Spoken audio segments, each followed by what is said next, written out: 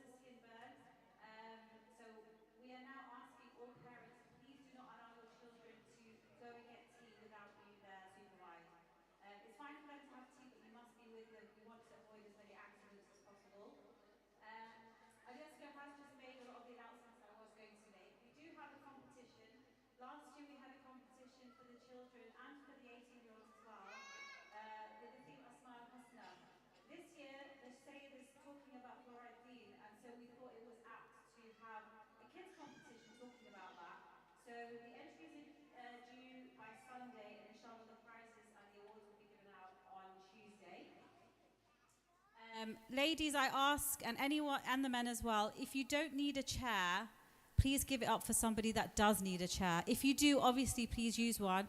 But we need to avoid having too much congestion on the sides with too many chairs when we don't need them. Alhamdulillah, we have a really great space here. We've got 3 organizations collaborating in Manchester. We love seeing this, and we love seeing you guys.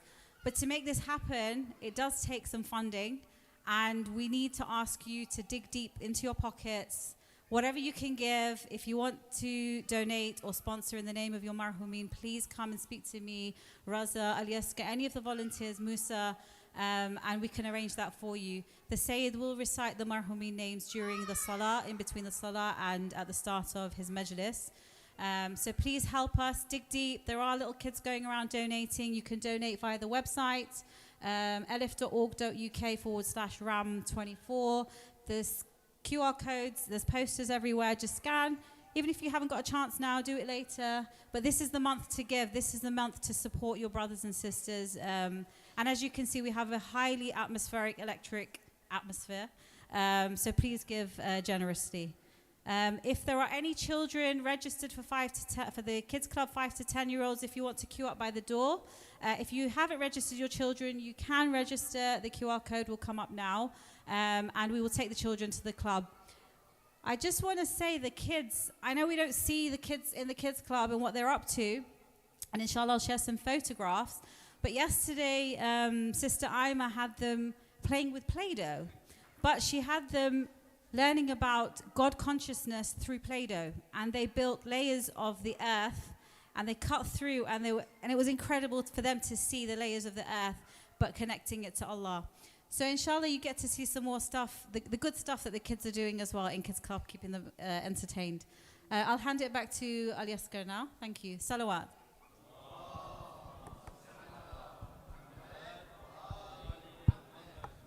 Another salawat.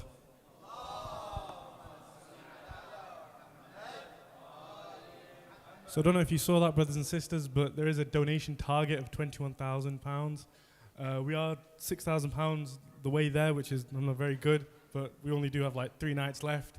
So please allow us to reach that target and help us. The QR code's there, and obviously the URL is also there. I'd now like to invite a brother from the Mainstay Foundation to talk about the Mainstay Foundation. So if we can welcome him with a very loud salawat.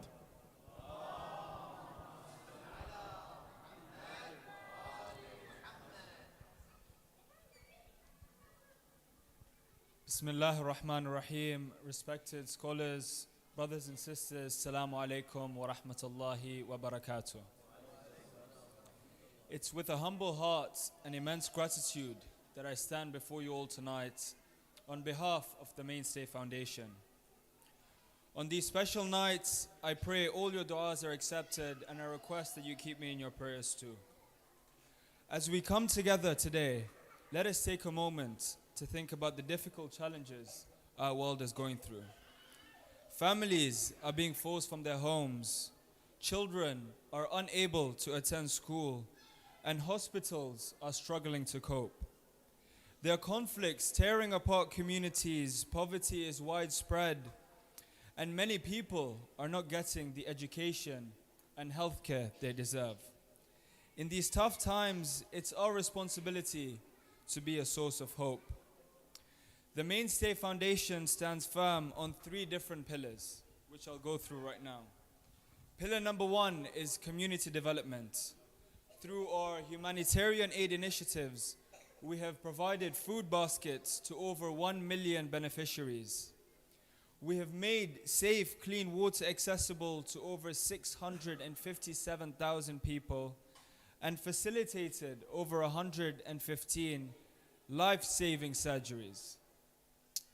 The second pillar is strengthening faith, and we try and help as many centers and organizations as possible in the US and in Europe, providing them with grants for Shahr Ramadan as well as Muharram, so they can run their programs and carry on the name of Imam Hussein alayhi salam. We have recently started a grant system where we provide centers with financial support to either acquire a new center or to develop their existing one. And the third and final pillar is fostering education. Now, education is not a privilege. It's a fundamental right. And here at the Mainstay Foundation, we strive to make quality education accessible to all. Since our inception, we have sponsored the dreams of over 37,000 students, varying from kindergarten all the way to university, paving the way for a brighter future. These numbers are not just statistics. They are stories of resilience, of lives touched and transformed from North America to Europe, India to East Africa and Iraq. Our efforts resonate with the heartbeat of humanity. If I could kindly request brother to play the video for you all.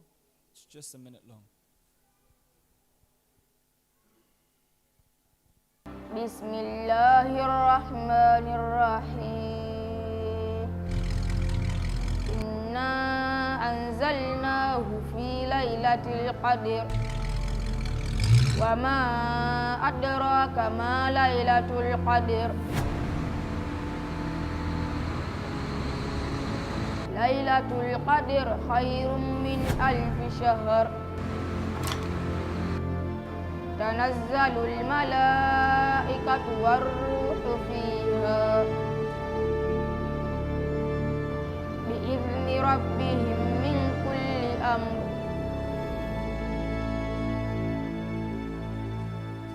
Salamun hiya hatta matla'il fajr.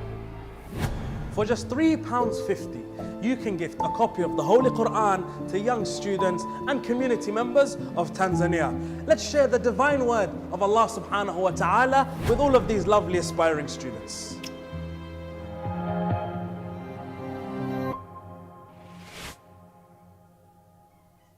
So as you can all see, this is one of 7 different projects we fundraise during the holy month of Ramadan. And this specifically really resonates with yesterday, day before, and the next couple nights. It's the Quran distribution that takes place in East Africa, where we gift a personal copy of the Holy Quran to aspiring madrasa students for just £3.50.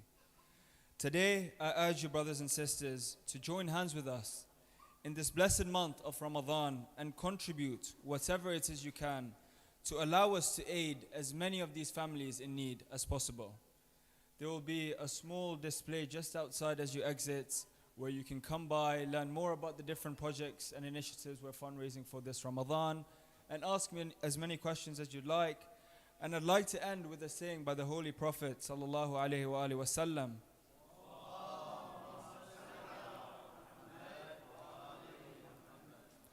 And he says that the best charity is done during this holy month. And let's also remember that during these next few nights, our rewards are multiplied 1,000 times. So let's all come together and play our part. I thank you all for giving me your time today. Wassalamu alaikum wa rahmatullahi wa barakatuh. Salawat.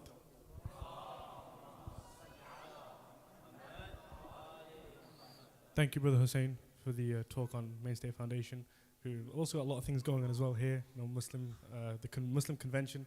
I've actually been there the past 2 years. It's really fun. Would recommend for everyone to go. Now I'd like to kickstart the program by inviting Brother Ja'far Jasim to come recite some Quran, so we can welcome him with the loudest of your salawats.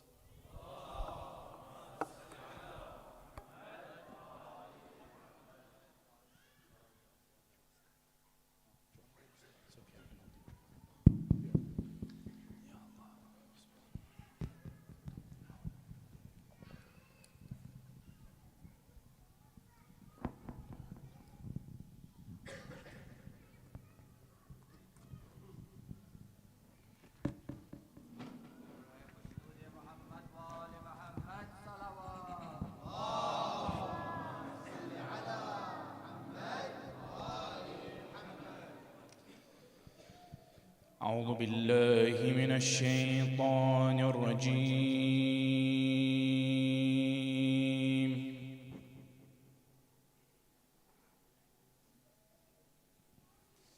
بسم الله الرحمن الرحيم.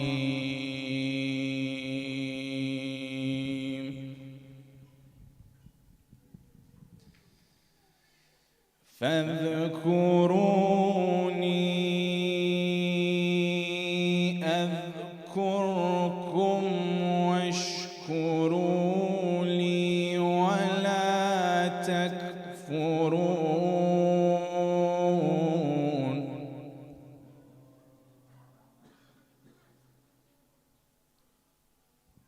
يا أيها الذين آمنوا استعينوا بالصبر والصلاة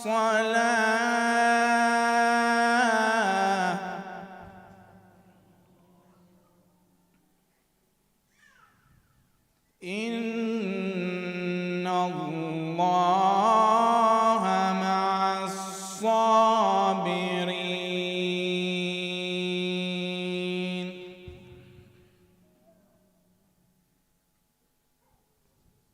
ولا تقولوا لمن يقتل في سبيل الله أموات،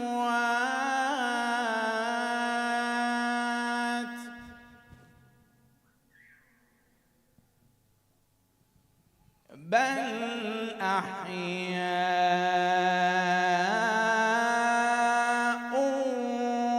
ولكن لا تشعرون.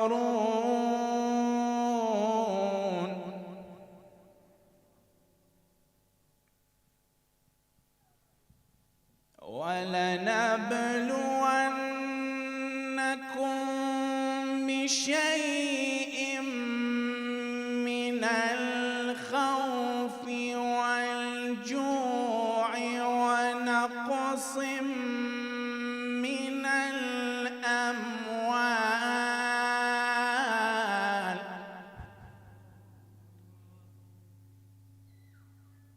ونقص من الأموال والأنفس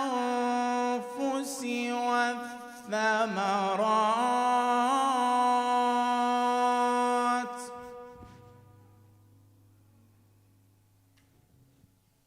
وبشر الصابرين.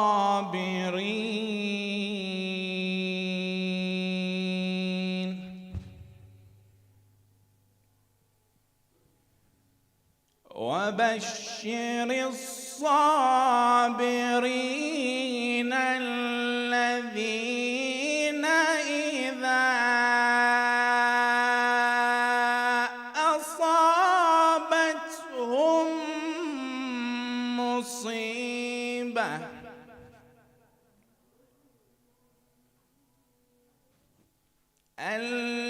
الذين إذا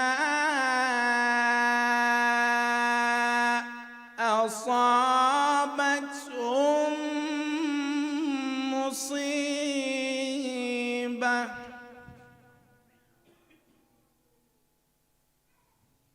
قالوا إنا لله وإنا إليه راجعون.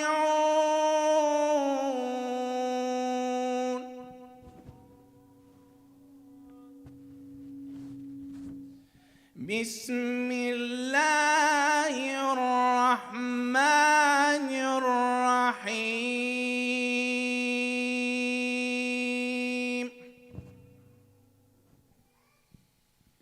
يا أيتها النفس المطمئنة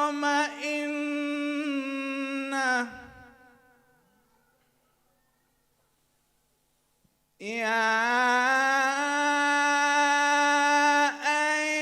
أيتها النفس المطمئنة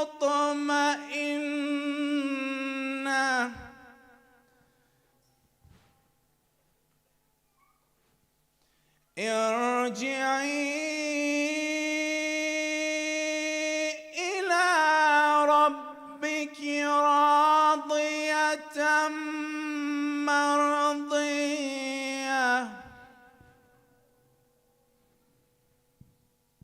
فادخلي في عبادي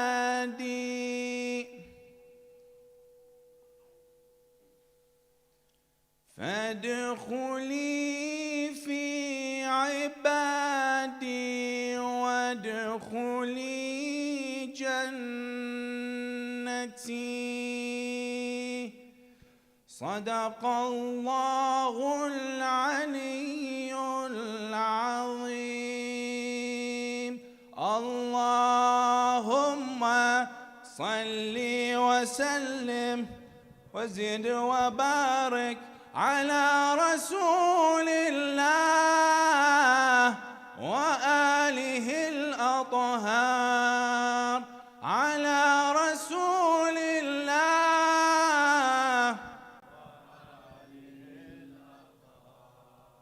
أفلح من صلى على محمد وآل محمد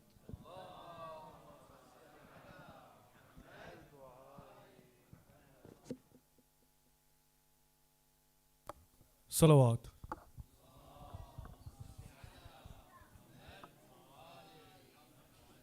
I know I say this a lot, but that was truly a genuinely beautiful recitation. Can I have another loud salawat?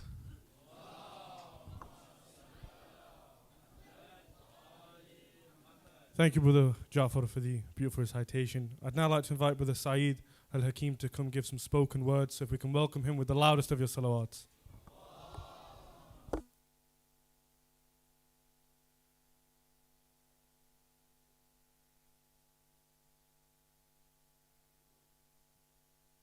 صلوا على محمد وآل محمد.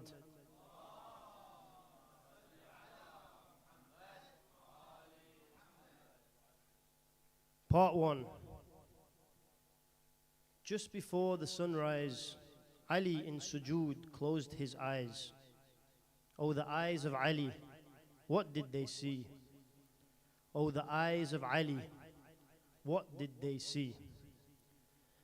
They have seen the rocks thrown upon the head as the crowds they mocked Prophet Muhammad. The treatment by Quraysh, what they did and said. The Prophet's own uncle, we curse Abu Lahab. They have seen the sheets of the Prophet's bed. When they reached for swords, you were there instead. They saw all Khaybar's crowds, the allegiance they swore. And then they saw betrayal when they made you number 4. Your eyes, they saw the last time the Prophet breathed. Dying in your arms won't be the last you grieved.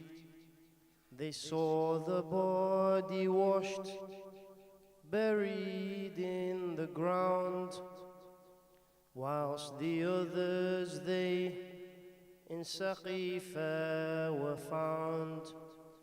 They saw the flames surround the blackness of the smoke, the door as it was pushed, and the ribs as they broke. And as they broke the rib, you looked at Muhsin's crib. As his soul would go, his mothers would follow. The light inside your eyes, you saw it dim away. Fatima Zahra, as she passed away, you saw the secret place that she was buried. All the suffering that she had carried. You saw your followers, how they were all harmed, from Malik al-Ashtar to Maytham at-Ammar. And your Khilafah, with battles it was marred. Jamal to Siffin, your reign was battle scarred. O Ali, rest your eyes, there is much more to come. Your family's suffering has only just begun. Sallu ala Muhammad wa ali Muhammad.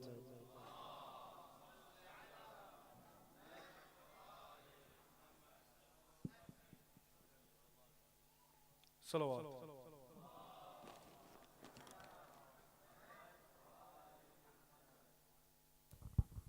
Thank you, Brother Syed, for the truly emotional spoken words. I'd now like to invite the Syed to come and deliver his lecture. The Syed has spent 5 years in Hawza Ilmi in Qom. He studied history at Oxford. He's currently studying psychology at King's. Currently studying in the Hawza Ilmi at Najaf. Currently teaching theology at the Hawza in Najaf. Has taught theology at the Hawza in London. Has lectured internationally. Has founded the Thaqalain Institute in Oxford.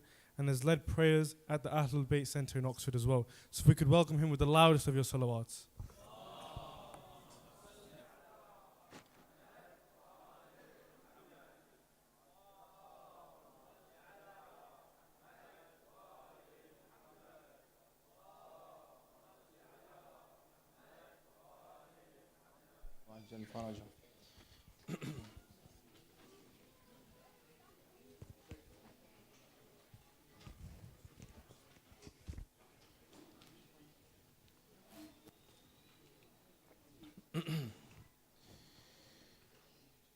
أعوذ بالله من الشيطان الرجيم بسم الله الرحمن الرحيم الحمد لله رب العالمين بارئ الخلائق الأجمعين باعث الأنبياء والمرسلين ثم الصلاة والسلام على سيدنا حبيبنا حبيب قلوبنا وشفيع نفوسنا أبي القاسم محمد اللهم صل على محمد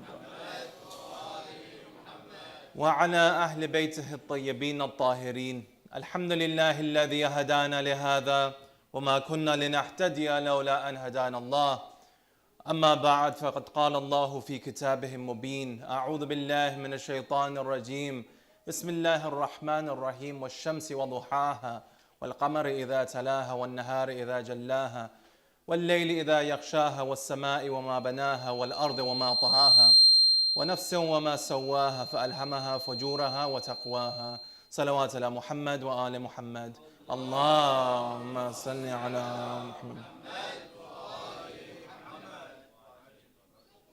The human soul, brothers and sisters, it's constantly at war. When we look at the human soul and how many parts comprise it, I would say 2 would be the best division that we have. And when we look at how this division actually takes place, it will give us a better understanding for today's discussion. Looking at the surah I recited at the beginning of the khutbah, I want to ask you firstly and primarily, what's the significance of the oaths being taken here? We see oaths being taken at many times in the Quran, correct? When Allah subhanahu wa ta'ala is swearing upon the sun, swearing upon the moon, swearing upon anything else that may be within inside His creation. We see this at many points in the Quran. For example, if we want to make a significant point, we say by Allah, wallahi, correct? If it's very serious, wallahi billahi, even added tillahi for good measure. Allah subhanahu wa ta'ala in this particular surah, in the Holy Quran, how many oaths does He take? In total, if we count the amount of oaths Allah subhanahu wa ta'ala has taken, this is the most at any point in the Quran. At any point in the Quran, the most oaths that have been taken are in Surah Shams. He swore upon the moon, he swore upon the sun, he swore upon the day, and he swore upon the night. Correct? He swore upon a vast array of things. However, the conclusion of these oaths, we would say, is something that is very interesting. What can be so important, brothers and sisters, that Allah subhanahu wa ta'ala is swearing 7 times upon the veracity of this fact? What is it? When someone swears 7 times, and not just any somebody, Allah subhanahu wa ta'ala, we need to now start taking some real consideration in regards to what is it that's being sworn upon, correct? For example, I might swear as an individual who is fallible on something that's not majorly important. If there's some land or if there's a dispute, I swear upon Allah that this did not happen. However, when Allah subhanahu wa ta'ala takes an oath, this is where everyone gets quiet. And this is where we start reading the Quran and we start to understand what these 2 components of the soul truly are. So to understand this, when we read the tafsir, what's interesting is that the final oath is وَنَفْسٍ وَمَا سَوَّاهَا. Correct? Allah subhanahu wa ta'ala swears upon the nafs, the soul, we can say. However, the question is this: what's the distinction between this oath and all the oaths that came before it? What's the difference between the soul and the sun and the moon and the day and the night and the heavens and the earth? What's the distinction? What's the difference? And what's Allah subhanahu wa ta'ala trying to teach us here? So when we look at the beginning of the surah, we see the polarities, correct?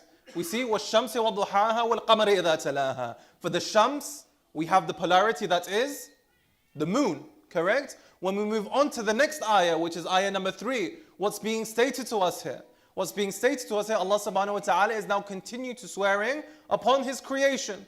When Allah subhanahu wa ta'ala swears upon the sky, in the next ayah He swears upon the earth.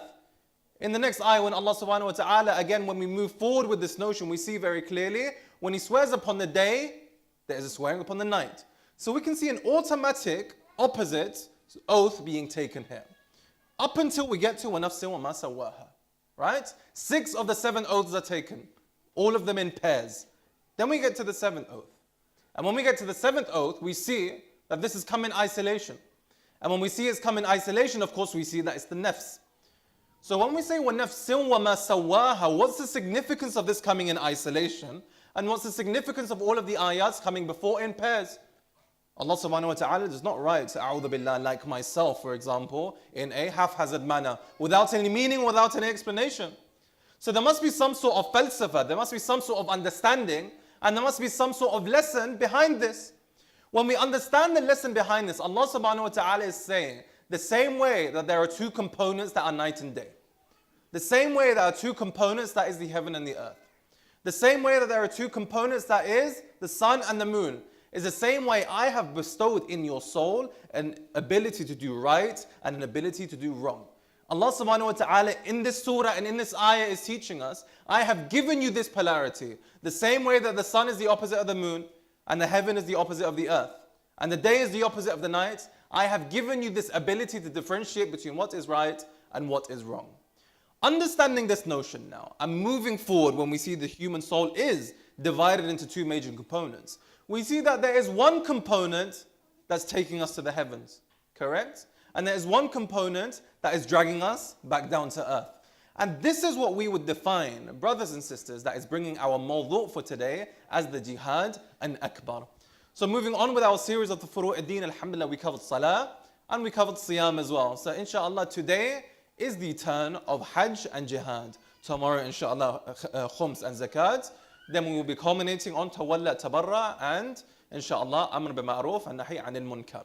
However, bringing today's discussion back into play, when we speak about jihad and when we speak about hajj, first of all, what I don't want this to be is just 2 separate discussions, one on hajj, one on jihad, and we call it a day. What's the link between these 2 and how can we actually learn and benefit from it? So the point being made was this: when we look upon one part of our soul, it's driving us up to higher than the malaik.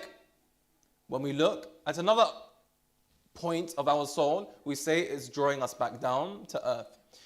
So when we look at the shaitan that's drawing us back down to earth, and the shaitan that's bringing us down to these carnal desires, and the shaitan that is the biggest hindrance for us in this jihad that we try to complete and perfect on a day-to-day basis, how much blame can we actually give to the shaitan?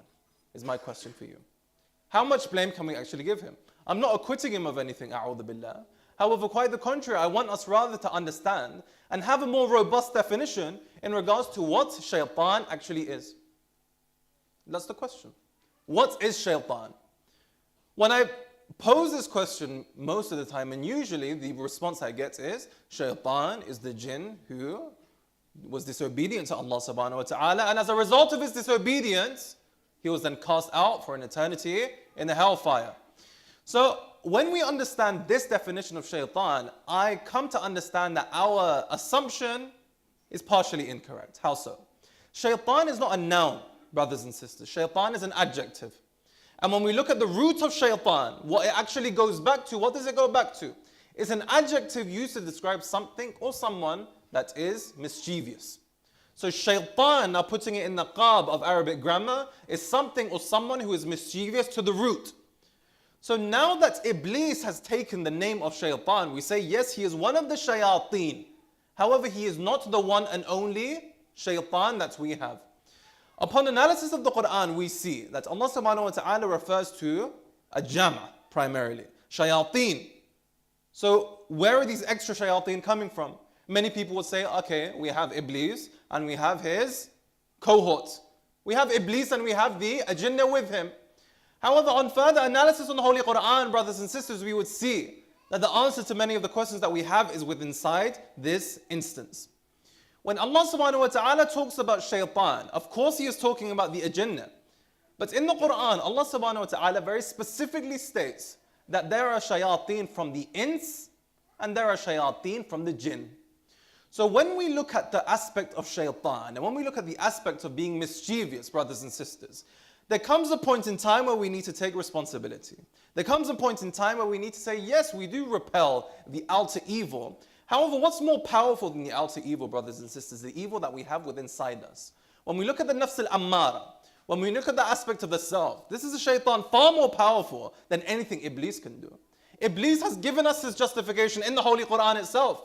What has he stated? When it comes to Yawm al-Qiyamah, I will go to Allah subhanahu wa ta'ala and I will state, I had no power over these individuals. The only thing I could do was whisper, and any downfall that came was a detriment to themselves, and they were fully in charge of this.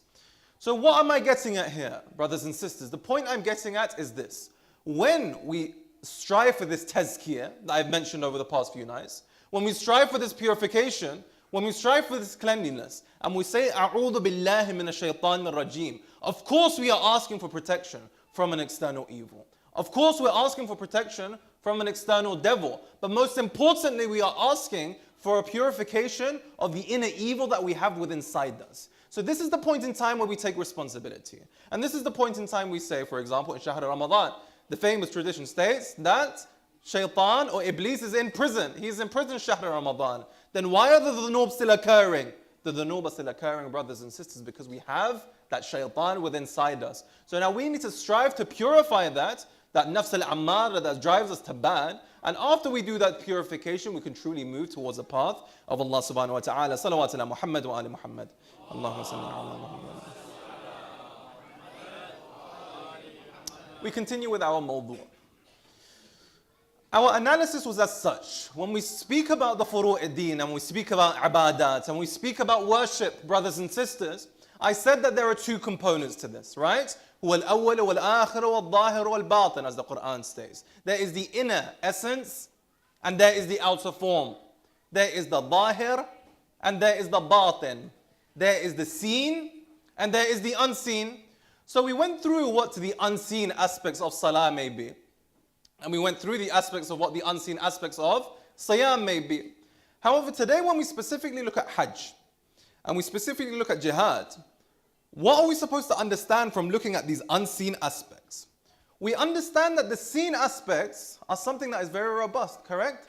Someone whose salah is driving them to heaven and someone whose salah is driving them to hell, on the zahir value they have exactly the same salah, yes or no? The exact same salah. When we look at the physical form, the exact same salah is there. So what's distinguishing the salah of these two individuals? What's distinguishing the siyam of these two individuals? The distinguishing factor is simply the batin. So the purpose of this exercise is simply for us to reconnect to that batin, so we understand, of course, the physical form is of impeccable importance. However, it's only ever going to make sense when we reconnect it back to the asl itself. So when we move on to this juncture of our discussion, when we first look at Hajj and then after that look at Jihad, we see that we have a very interesting tradition, very interesting tradition. I thought about this for weeks when I first came across it. From Imam Kadhim, salawat ala Muhammad wa ali Muhammad. Allahumma salli ala Muhammad. Where if we as a human ask the question, have you prayed salah? After you finish the salah, what are you going to say? I've prayed the salah, I've completed the salah. Yes? It is tamam at this point, completed. So when a human at this point, we say that the salah is finished, we are talking about this on a zahiri basis or on a batini basis? On an entirely zahiri basis, correct? So this tradition from the Imam really drives this point home, where he says, it is very possible for someone's salah to be half accepted, someone's salah to be 1/4 accepted, or someone's salah to be 1/16 accepted. So when we see the physical form, we need to now dispel this notion of productivity, right? Where we think that it's product-based. We finished the salah and we've called it a day. It's within inside the salah that we understand that the batin behind it is giving us growth. It's within inside the siyam that we see that the batin within inside it is giving us growth. It's not simply, oh, I've done my fast for today, I'm done. It's what you do within inside that fast that allows it to be accepted. As the Imam just mentioned, it's possible you complete the salah. So as far as we're concerned, it's done. However, the Imam is saying it's possible only 50%, 40%, 30% of that was actually accepted.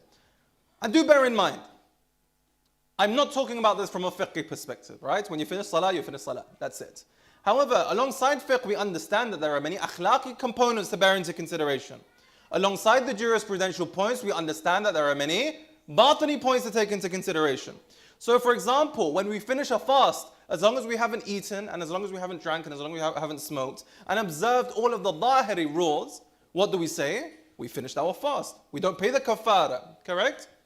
However, I ask you, why do we have tradition from the Ma'sumin that states ghiba and backbiting breaks the fast? Why do we have a tradition like this? We know we're not talking about the zahiri fast, because in no tawdih al-masail, in no book of instructions would you say that backbiting, you now need to give the kafara. So we see here now that the physical fast is completed.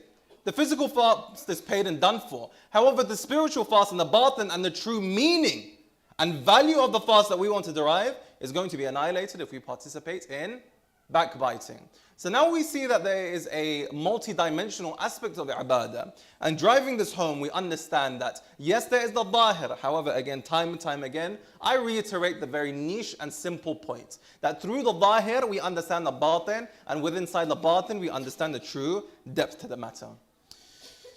We now move on to Hajj.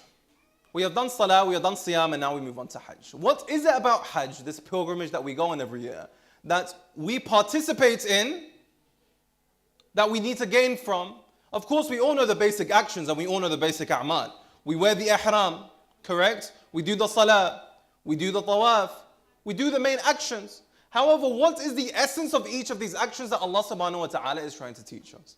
What is the essence of these acts of ibadah that Allah subhanahu wa ta'ala is trying to reiterate? And again, as I said, the entirety of the growth is within inside the unseen, because the seen is something that's apparent. And for example, the salah of someone who is going to heaven and salah of someone who is going to hell is going to look exactly the same. So on the seen basis, it's a given. This needs to be correct. However, when we look to the ghaib and we look to the unseen, we now see here that there is incredible and infinite room for growth. We have a tradition by Amir al-Mu'mineen, Ali ibn Abi Talib, salawat ala Muhammad wa ali Muhammad. Allahumma salli ala Muhammad. Where he talks about the importance of Hajj. He says that by Allah, an individual who forgets about the house of Allah subhanahu wa ta'ala on earth, Allah subhanahu wa ta'ala will not look upon you with His mercy. So now when we look upon the importance of Hajj itself, that's very much a given. However, what warrants this importance and what warrants this stance and what do we actually need to take away from this act of ibadah that the Ma'sumin are trying to teach us? We understand religion and very much Hajj backwards, correct? And again, from the first Imam, we have a very important tradition. And this tradition he states very eloquently. He says, as if Islam is a lamb fur coat that is put on inside out. He said the way that we often practice religion is that if you have a lamb fur coat, right, where the fur is on the inside and the leather is on the outside, Amir al-Mu'mineen is saying as if you've got that coat, you've got it inside out and you're wearing it the other way around. So you're wearing the coat, you're fulfilling its zahiri purpose. However, the true value and the beauty of the matter is now negated entirely. So looking at the religion of Islam, we honestly have now treated it like an inverse lamb fur coat. The entire beauty of it, the entire meaning of it, the entire aspect behind it, we have now negated because it's simply now an act of superficiality. It's an act of the zahir and it's an act of ritualization. However, we move forward. What is the purpose of going to Mecca? What's the purpose of it? What does this represent, rather? That's a more apt question. What does this symbolize? What does it symbolize, going to Mecca? We know the purpose of it is tranquility and gaining proximity to Allah subhanahu wa ta'ala. But what's the representation of the act of going to Hajj? Why did this have to be distinct from the acts of Salah and Siyam? What does it mean? What does it symbolize? And what are we actually supposed to take away when one embarks upon the journey of Hajj? What we're supposed to understand from this is that Allah subhanahu wa ta'ala created the pilgrimage, and Allah subhanahu wa ta'ala created Hajj as a role play, as a reenactment, as an understanding for what we are going to do on Yawm al-Qiyamah. Allah subhanahu wa ta'ala has created the Hajj as an understanding of what an individual do when they return back to their Lord. So what Hajj is a movement towards Allah.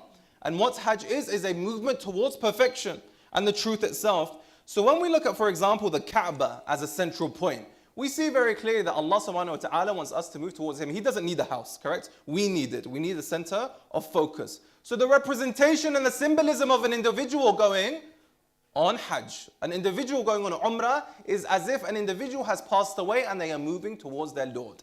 And if you look at the individual juz'iyat of what the Hajj entails, you would see this is making more and more sense. Mathalan, when we are told to go on Umrah and when we are told to go on Hajj, what's the first thing we need to do? Absolve all your debts and apologize to everyone. Ask for their forgiveness, correct? When we are about to pass away, brothers and sisters, what are the two things that we need to do? We need to absolve all of our debts and we need to make sure we ask forgiveness from everyone, correct? So we understand that this is a journey of death. However, what we need to understand is this is very much a journey of rebirth. What form of rebirth are we trying to understand here? We'll get to that inshallah in a few minutes. So as mentioned, Hajj represents our return to Allah subhanahu wa ta'ala, our movement to Allah subhanahu wa ta'ala, the inna lillahi wa inna ilayhi raji'un cycle. And that being said, on Yawm al-Qiyamah, when we are buried, with what libas are we in the ground with? We are in a kafan. And what color is the kafan? Brothers and sisters, the kafan is white entirely. So when an individual wears the ihram to go to Hajj or Umrah, Allah subhanahu wa ta'ala is reminding you again that what you are embarking upon now is a form of death. And what you are embarking upon now is a form of rebirth as well. So what form does that actually take? We'll get to in a few minutes, but do bear in mind the symbolism of this journey and the symbolism of Umrah and the symbolism of Hajj is entirely this. That the bodies are left but the souls move on and that everyone is one now. On Yawm al-Qiyamah, everyone is equal in the eyes of Allah, correct? Apart from the a'mal that we have done. When we go to Umrah, when we go to Hajj, there is no understanding of class, there is no understanding of race, there is no understanding of status. The same way when you go to Umrah, everyone is the same way on Yawm al-Qiyamah, that in the eyes of Allah, there is no distinction and difference between you apart from the individual who practices the most taqwa. Salawat ala Muhammad wa ali Muhammad. Allahumma salli ala Muhammad. To give some structure to our discussion, inshallah, we are going to divide the journey of Hajj into three major components, correct? Dividing Hajj into three major components, we would understand that these are the stages we go through when embarking upon this journey. Stage number one is cutting off affinity with all things apart from Allah subhanahu wa ta'ala. Stage number two is continuing towards Allah until you reach Him. These are the two stages of Hajj. However, I said there's three. So stage number one is cutting off all ties. And stage number two is actually reaching Allah subhanahu wa ta'ala. What possibly comes after that? What possible stage comes after actually reaching and gaining proximity to Allah subhanahu wa ta'ala? As I said, remember the symbolism. This is a metaphor of death. This is trying to teach us the understanding of the inna lillahi wa inna ilayhi raji'un, the movement to God and the movement back. So what could be the third step after Hajj or Umrah? The third step, brothers and sisters, after Hajj and Umrah is to, after you have gained this enlightenment, after you have gained this knowledge and after you've gained this understanding, you need to come back to the people and teach it to them. You need to come back to the people and enlighten them. How many people have we seen go on Hajj or on Umrah? How many people have gone on Hajj and gone on Umrah and come back and have been a part of the re-enlightenment of a community? We see many, correct? So the reason of this is entirely the case. An individual has gone to the end of it, has gained proximity to Allah subhanahu wa ta'ala, lived to tell the tale, now has come back and is now doing a manner of tabligh to the community where they will benefit and so will they themselves. So that being said, we move on. And I would say I can go into many analyses of what the Hajj actually means. But the finest, the single finest analysis of what the Hajj truly means has been given to us by Imam Zayn al-Abidin salawat ala Muhammad wa ali Muhammad. Allahumma salli ala Muhammad. Brothers and sisters, the story goes. Imam Zayn al-Abidin had a companion. And this companion had the name of Shibli, correct? So this companion went on Hajj. MashaAllah, completed. Back in the day, going on Hajj was a difficult affair, correct? It wasn't as it is now. So this companion went on Hajj and went back in the presence of the dear Ma'soom and stated, I have now completed the Hajj. And the conversation that Imam now has with the companion gives us the understanding of the inner essence of each act of the Hajj itself. In the interest of time, we will not go through each one. However, I will mention a couple of the points that the Ma'soom made, and from there we will notice, are we simply going through the motions in life? Are we simply just going through the motions? Are we simply doing the acts, going down to sujood, not eating, paying our zakat, giving the khums, going on Hajj, doing the tawalla and tabarra? Are we simply going through the motions? Have we simply observed the outer form, or have we connected to the true purpose of the amal itself? After this analysis, we will come to a very clear understanding that what we think the inner form is and what the Ma'soom thinks the inner form is are two entirely different things. So the conversation now begins between the two, where Ma'soom goes to him and he states that, did you perform the Hajj, O companion of mine? And what did this dear companion respond with? Oh yes, I have completed the Hajj. The Imam then stated, you stopped at miqat, correct? And you put off your clothes and you washed yourself, did you not? That's the first stage of Hajj or Umrah, was it not? He stated, you stopped at miqat, you got rid of the clothes that you had, and you washed yourself and you did a ghusl. Is this something you did? He responded, yes. So as far as we're concerned, job done, box ticked. However, what does Imam continue with? He stated, as you stopped in the miqat, did you intend to put off the garment of disobedience and put on a garment of obedience? Was this consciously in your mind? When you got rid of the clothes that you were wearing and you now donned the ihram, was this now a conscious decision of you getting rid of the clothes of disobedience and wearing the clothes of obedience? The companion says, no, I just took off my clothes and I wore the ihram. There was not really much deep, in-depth analysis or discussion going on here. So then the Imam continues. He states that as you put off your sewn clothes, did you intend to get rid of riyah? Did you intend to get rid of hypocrisy? Did you intend to get rid of intrusion into suspicious matters? He says that no, I simply just took off my clothes and I wore the ones that I needed to. The Imam says, let's continue. As you washed yourself, did you intend to wash yourself from sins and wash yourself from the dhunub that you have committed during your life? He says, no, I just turned on the water and I had the ghusl and I carried on with what I needed to do. Imam then states, as you have done this, where we look at the ghusl and when we look at staying at the maqam and when we look at taking off the clothes, Imam stated, when you have actually acted upon this, Imam does not simply say, try again and do better. He states that as far as I'm concerned, you did, the hadith says this, I'm reading verbatim, you had not stopped at the miqat, you had not taken off your old clothes, you have not worn the ihram, and you had not participated in this part of the Hajj. As far as I'm concerned, this is something you have not done, mutlaqan. The individual is now, of course, this is a very esteemed companion, right? And he's saying, okay, anyway, let's move on. Maybe, as I stated, some parts of our salah can be accepted. Maybe some parts of my umrah or Hajj will be accepted. We continue, and from this continuation, we see that what does this actually mean?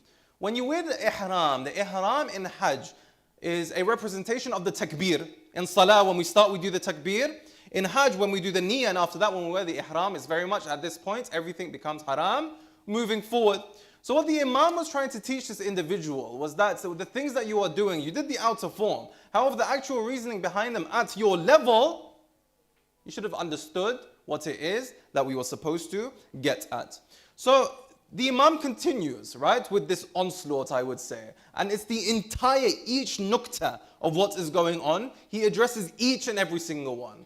Each and every single one. He states that you did this physical act. However, is this something that you took away from it? So we continue. The Imam states, you roamed between Safa and Marwa, right? Again, I'm cutting off a lot in the middle because in the interest of time, we can't go through the entire tradition. You walked between Safa and Marwa. He says, yes, I walked between Safa and Marwa. He said that when you walked between Safa and Marwa, did you intend to be between hope and fear? Think about this. Is that in our mind? When you walk between Safa and Marwa, were you consciously thinking about you being between hope and fear? A true mu'min lives between where? A true mu'min lives between hope and fear.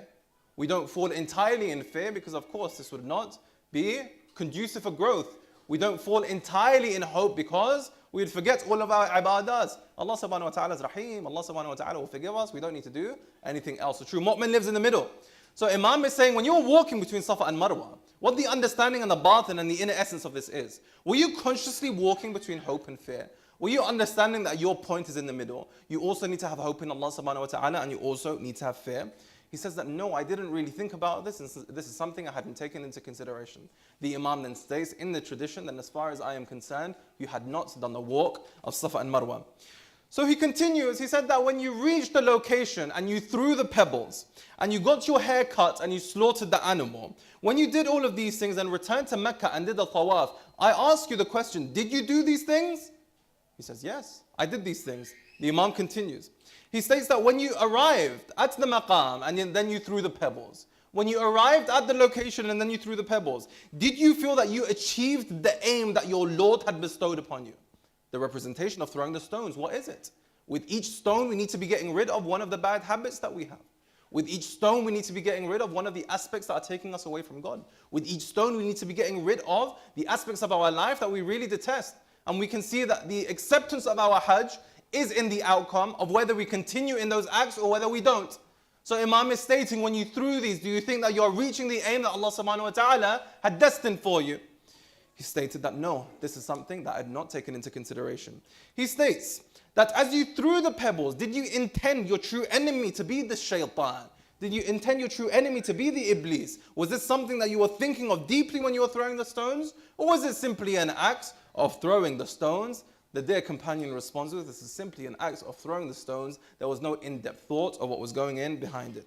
He said, as you shaved your head, correct? As you shaved your head, did you intend to purify yourself from all of the filth and all of the sins and become as pure as you were when your mother gave birth to you? Who's going through this in their mind when their head is getting shaved when they go to Mecca? Yes?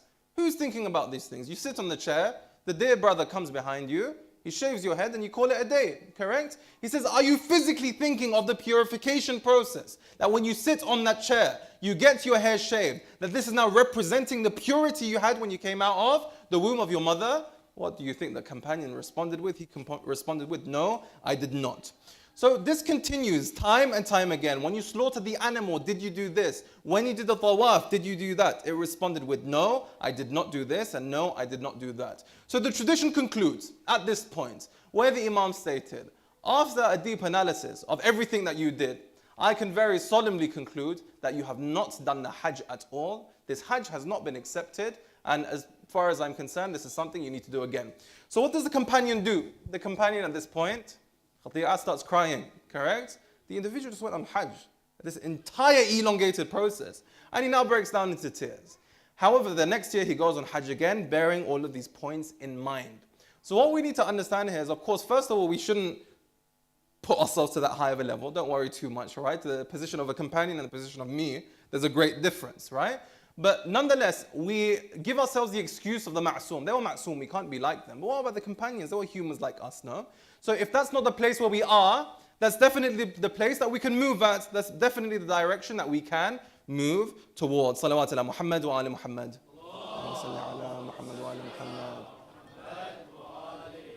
As we conclude our discussion, as our time has now come to an end, we could go further into the dissection and analysis of Hajj. However, I think now breaking off into the juncture of jihad would be the most appropriate point in time here. Now, it's very conscious that I left this amount of time for jihad. It's not because it's less important, and it's not because there's not enough points in it. It's more so because what jihad encapsulates is everything else in the rest of the furu' ad-din. What do I mean? For example, when we look at the act of praying, when we look at the act of fasting, when we look at the act of siyam, anything that we do in this aspect, this is all underpinned by an aspect of jihad, correct? However, our definition of jihad and I would say the Western quote-unquote definition of jihad are two very different things. And the distinction that we want to make here is how have the Ma'sumeen defined jihad to us? How have the Ma'sumeen actually explained this process to us? We see that they have made a very clear distinction between two forms of jihad. Jihadun akbar and jihadun asghar. And the point that will bring this to conclusion is the tradition from Rasulullah Muhammad sallallahu alayhi wa alihi. Allahumma salli ala Muhammad. Where he states that Hajj is the most excellent of all jihads, linking our 2 points together. Hajj is the most excellent of all jihads. But we haven't really come to understand what jihad truly is, correct? So does jihad truly mean holy war? That's what I heard growing up, right, in northwest London. Jihad, holy war, Muslims, jihad. Understanding this, we need to now destigmatize what jihad actually truly means. Jihad has got nothing to do with holy war. Open any Arabic dictionary in front of you, you will never see holy war in front of the words jihad. What jihad actually means is striving, and what jihad actually means is struggling, correct? When we speak about a mujtahid, mujtahid comes from the same root word as jihad. Because what does a mujtahid do? He strives hard in order to derive Islamic laws. So a mujtahid is participating in his acting of jihad. So jihad itself in essence is simply a striving, it's simply a movement, it's simply a struggling towards a greater good. However, let's be more specific. This striving, what is it towards? What is this major jihad and what is this minor jihad? In the tradition we state, the Holy Prophet, sallallahu alayhi wa alihi, Allahumma salli ala Muhammad wa ala Muhammad, saw people coming back from the battlegrounds, correct? This is our conventional jihad. He saw people coming back from the battlefield, and when he saw people coming back from the battlefield, he said, congratulations upon you who have completed the minor jihad and are yet to complete the major jihad. I said, Ya Rasulullah, how much major do you want to get? We risked our lives and we risked our families and our livelihoods and everything we put on the line, and you're saying this is the minor one? Ya Rasulullah, please enlighten us, what is this major jihad that you speak of? He says the major jihad that I am speaking of is jihadun akbar. And the major jihad that I'm speaking of is jihad of the nafs. Because the war on the battlefield ends one day or another, doesn't it, brothers and sisters? It ends. Does the war within inside yourself ever end? As I said, the human soul is in two parts, one telling you to do one thing, one telling you to do another thing. This war that we constantly fight and that we constantly have, does this ever end? Is this ever over? Never. So the greatest jihad and the definition that we want to derive from this is the striving of an individual. He is trying to make the right decisions. The striving on an individual, he is staying on the path of taqwa. So salah is a never-ending jihad. You never get a concession from it, correct? It's a never-ending jihad. It keeps on going and it keeps on moving forward. Ramadan, yesterday's discussion, a never-ending jihad. It keeps on moving and it keeps on evolving. Hajj, a never-ending jihad. Yes, until you have done it, it's something that is wajib upon you. So you must engage in the spiritual warfare in order to find Allah subhanahu wa ta'ala, brothers and sisters. And the rest of the furu' are in exactly the same notion. So the major jihad is non-stop. This is the biggest distinction that I want to give. It is non-stop and it's something that we never actually get a break for. And when we understand that there is no break for this, then we understand that we really need to tie our shoelaces and look upon the journey of life with some seriousness. That this is something that never ends. This is a war that will never be over. So I might as well be prepared rather than someone who doesn't look at it. For example, I can only speak for myself. When I was younger and I would be thinking about religion, I would say, okay, I'll get religious when I'm older, right? I'll do these things when I'm older. I'll do these things later on. Is that how you prepare for war? I ask you, the soldiers in the army, are they saying, there's a very low likelihood of war now, so we'll take a couple of years off, we'll have a good time, and then after that we'll prepare for it. No. Someone who is prepared for war and an individual who is a warrior is prepared at any moment's instance, correct? Can we hand on the Quran right now state that we are truly ready? Can we hand on the Quran now state that we are truly prepared? So the jihad, that's striving, the struggling that we are looking at in this instance, brothers and sisters, is how ready are we? How prepared are we? How sincere are we of our relationship with Allah subhanahu wa ta'ala? So we finish and we conclude on this note, as my time has now come to an end, that jihad and hajj are two motions and are two notions that need to come into some sort of fruition when we analyze them together, correct? That we have stated that hajj is one of the greatest of jihads, but jihad is a more overall encompassing purpose and reason. So we have now gone through the salah itself, where we understood the batin of each individual act. We went through siyam, where we understood that the batin of the action of kul is for us to develop self-restraint and for us to develop taqwa. We understand that for hajj, the batin and the inner essence that we are trying to go for, the ghaiba that we allude to in the aspect of hajj, is that this is symbolizing a journey of us getting back to Allah subhanahu wa ta'ala. This is a journey symbolizing the death of our ego.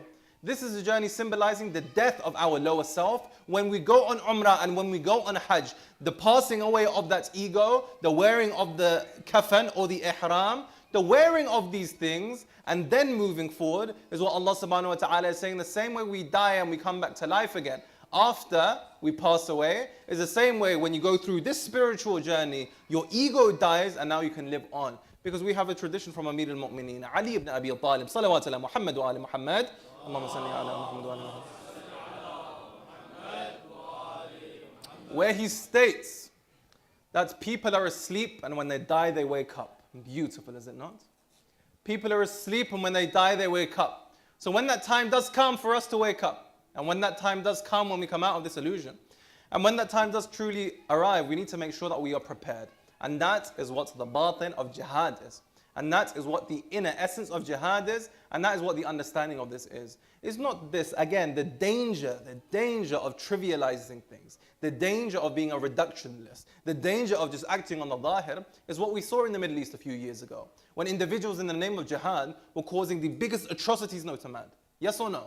This is the danger that we have of disconnecting the root from the branch, the asl from the far, the zahir from the batin, the inner essence from the outer form. This is the danger that we have. That's of course an extreme form of it, but nonetheless we move in that direction when we disconnect an action from the actual purpose behind it. So the purpose of jihad is this, the inner striving, the struggling for us to gain proximity to Allah subhanahu wa ta'ala, and once this proximity is gained, only then we can apply that to any moment, any far, any, we would say, acts of ibadah that we have in our life.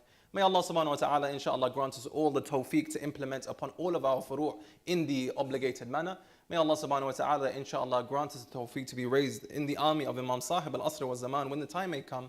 And may Allah subhanahu wa ta'ala inshallah grant us the tawfiq ultimately to succeed in our ultimate endeavor, which is that of Jihadun Akbar. وآخر دعوانا والحمد لله رب العالمين صلوات على محمد وآل الطاهرين اللهم صل على محمد وآل محمد.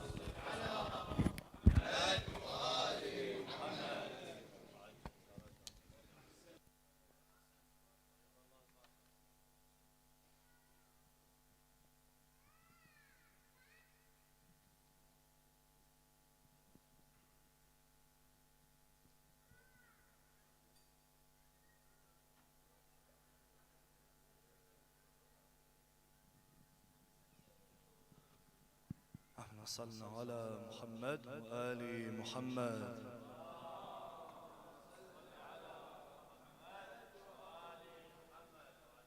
For the acceptance of our a'mal, for the acceptance of du'as, especially on these nights of power, on these nights of qadr, in this night, in this month of Shahr Ramadan, recite the salawat ala Muhammad wa ali Muhammad.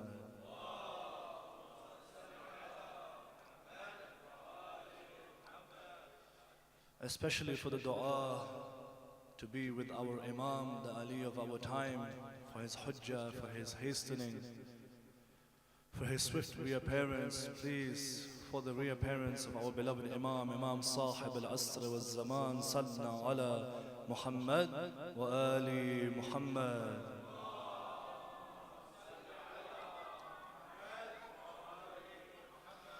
اللهم صل على محمد وآل محمد وعجل فرجهم.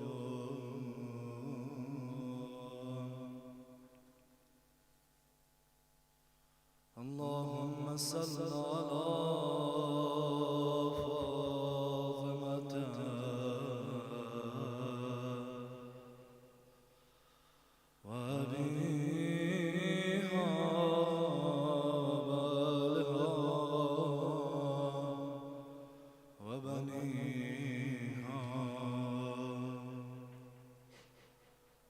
سر المستودع فيها بعد ما أحاط به علمك يا رب الحسين بحق الحسين اشف صدر الحسين بزهور الحجة يا رب الحجة بحق الحجة اشف صدر الحجة بظهور الحجة. Oh night that is spent in the worship of my Lord. Oh night that is spent in the worship of my Lord. The night that is greater than 1,000 nights. The head upon the ground is the door to God's abode, and soon is the night Ali is coming home. The night soon comes when we lose the book of Allah. The night soon comes when we lose the book of Allah. He who was the walking Quran, yet the silence Murtada. But whenever he spoke, he only spoke the words of Allah. And the little he could speak, and the little he could speak became Nahjul Balagha. Ali the first, Ali the last. Oh, he who began in the house of Allah, it only befits him to end in the worship of Allah. For all his life, he prepared for prayer by splitting his hair and applying water. Today that head, is split by a sword, as the one returning to Allah is Haydar. Inna lillahi wa inna ilayhi raji'un. Fustu bi rabbil Kaaba, by Allah, by the Kaaba I have succeeded. The words of Amir al-Mu'mineen. Narrations say that those poison had gone into Amir al-Mu'mineen quickly. The wound is deep, the strike of the sword As weakened Amir al-Mu'mineen to the point Hassan and Hussein had to hold their father side by side. What did the narration say? Amir al-Mu'mineen carried by his sons this lion of Allah. Never in battle did he fall upon the ground. Now look at Haydar on the night of the 19th. He is being carried by Hassan and Hussein from the masjid of Kufa back to home. But you know what happened, my dear brothers and sisters? When Amir al-Mu'mineen reached the steps of his home, those who have been to Masjid of Kufa, those who have done the ziyarah, you must remember his home. There are some steps outside his home. When he reached the steps of his home, he said, Hassan, Hussein, my sons, let me walk the rest. Ya Abul Hassan, why do you ask this? You are wounded. There is no shame in asking your sons to help you. He says, Zainab is at home. I do not want my daughter to see Ali in this state. My dear brothers, my sisters, there are a few friends I know who have daughters. Many of my friends have been given daughters. Tell me, I do not have a daughter. As a father, how difficult it is to see your daughter in this state. Cry for Zainab, cry for Kulthum. Tonight is not the night to shy away from tears. Tonight is not the night. The Ahlul Bayt lament with you. Zainab laments with you. The men gather in the home of Amir al-Mu'mineen. They are waiting what is happening with their master. The doctor, the Hakim, he is in the room alone with Amir al-Mu'mineen, anxiously waiting. They are waiting for the news. The Hakim leaves the room. He looks at the man with a face of hopelessness. He says, oh man, soon your Mawla will leave you. Recite Inna Lillah wa inna ilayhi raji'un. The man began to cry aloud. Soon Amir al-Mu'mineen will leave this world. Imam Hassan, he tells the man, oh man, please can you leave so that the daughters of Amir al-Mu'mineen can see their father.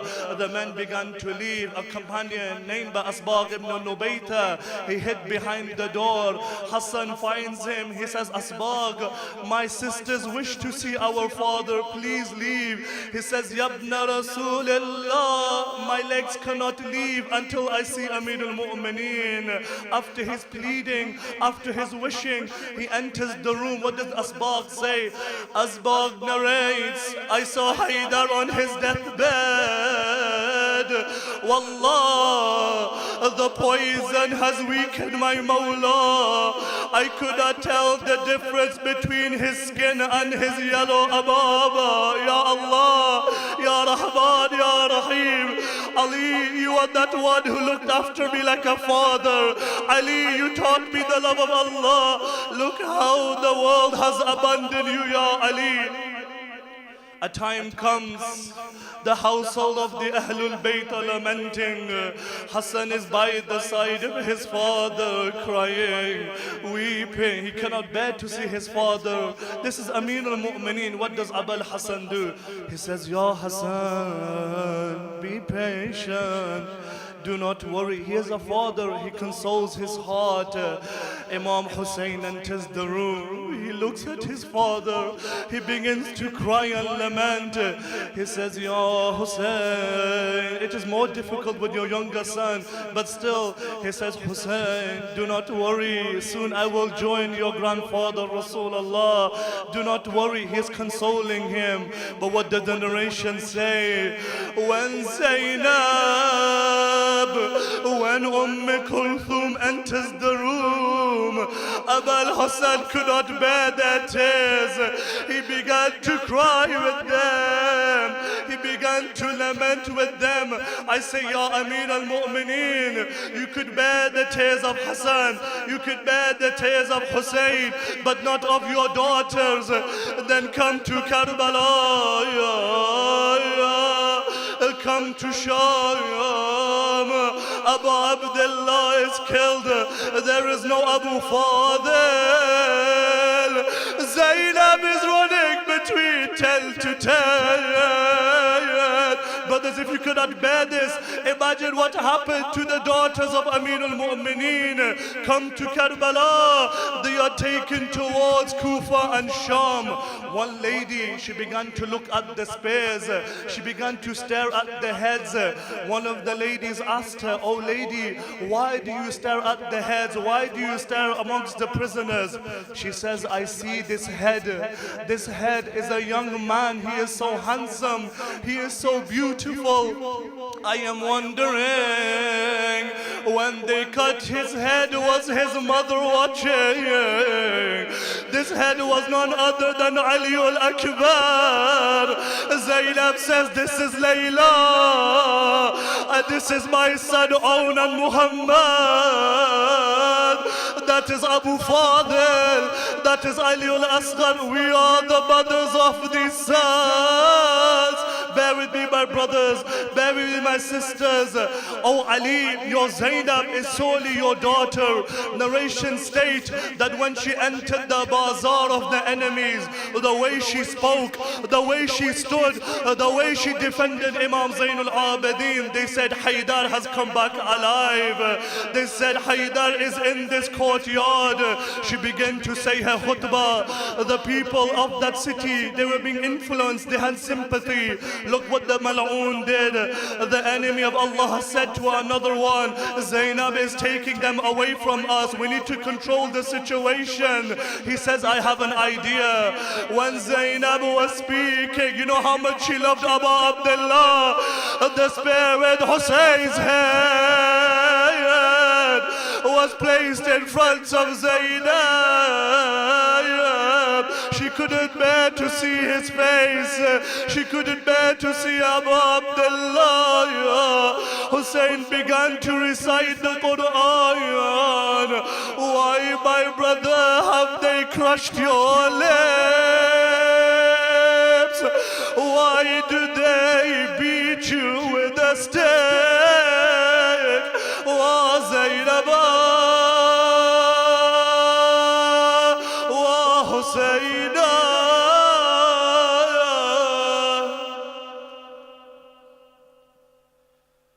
Sallallahu alayka ya Mawlana al-Gharib. Sallallahu alayka ya Mawlana ya Abu Abdullah. Sallallahu alayka ya Mawlana ya Gharib al-Kufa.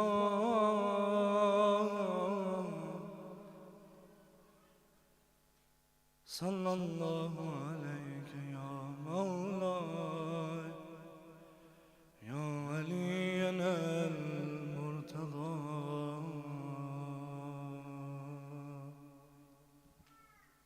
Rise for Matam, inshallah. Ya Haydar, Ya Haydar, Ya Haydar, Ya Haydar. Brothers, come closer, inshallah. Ya Haydar, Ya Haydar, Ya Haydar. MashaAllah, louder. Ya Haydar, Ya Haydar. Ya Haydar, Ya Haydar. Brothers, come closer, inshallah. Make two lines, inshallah. Ya Haydar, Ya Haydar, Ya Haydar.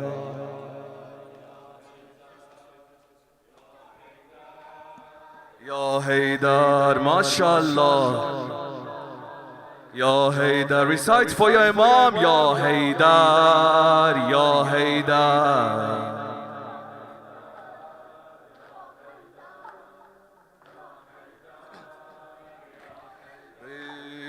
Ya Ali, Ya Ali, Madad. مدد یا علی یا علی مدد یا علی یا علی مدد یا علی یا علی مدد یا علی یا علی مدد یا علی یا علی مدد یا یا علی یا علی مدد یا علی یا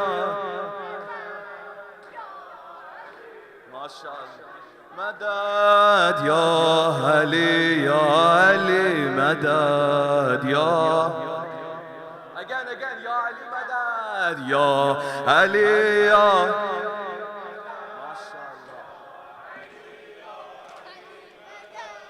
یا علی یا علی مدد یا علی یا علی مدد یا علی یا علی مدد یا علی یا علی یا علی یا علی مدد علی مدد. It is time to say our farewell. Our sorrows, who can we tell? Now Zainab has lost her father, and in sorrow her heart shatters. You were born in Kaaba's embrace, now your head splitting in its place. The blood from your head reached your eye. This is the voice heard in the sky. Ya Ali, Ya Ali, Madad. Ya Ali, Ya Ali, Madad. Ya Ali, Ya Ali, Madad. Again, brothers. Ya Ali,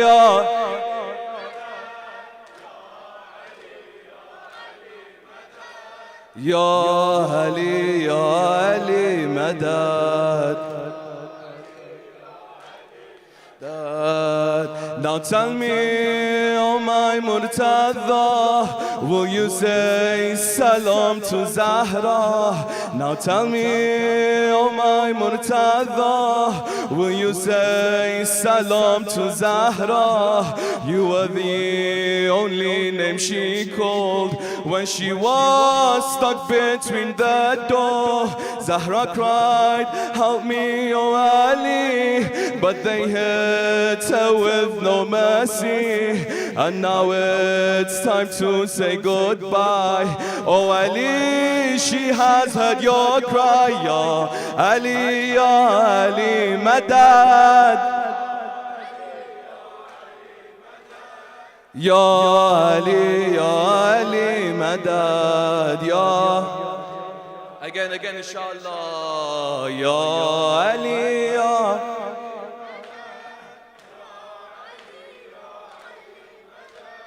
Ya Ali, Ya Ali, Madad. Madad. After you, Kufa did not scare. Even Hussein they did not spare. The traitors to your family did not stop with your name Ali. Hussein was left in Karbala, the lonely lion of Zahra. In his last breath without a doubt, even Najaf could hear his shout. Ya Ali, Ya Ali, Madad.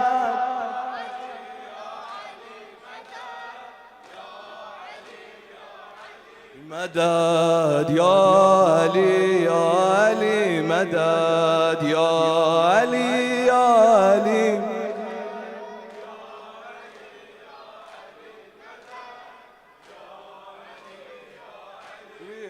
خوشگلی و محجبینی، مایه فخر زمینی، پهلوون و پهلوونا، پسر البنینی، پسرم تو نور عینی، سرم تو نور عینی، پادشاه عالمینی.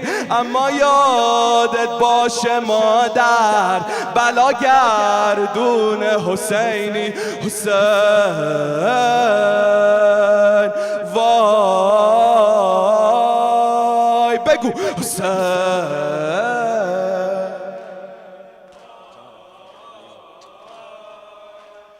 حسین وای، حسین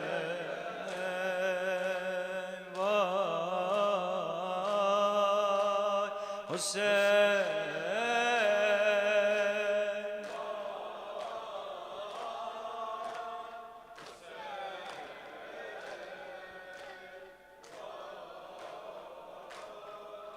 اسد الله عین الله حیدر یا حیدر، مرد مردای عالم کیه جز مولانا حیدر، کیه جز مولانا. علی جانو علی جانان، علی صاحب عالم امکان، علی قبله علی ایمان، علی آیه به آیه قرآن. جان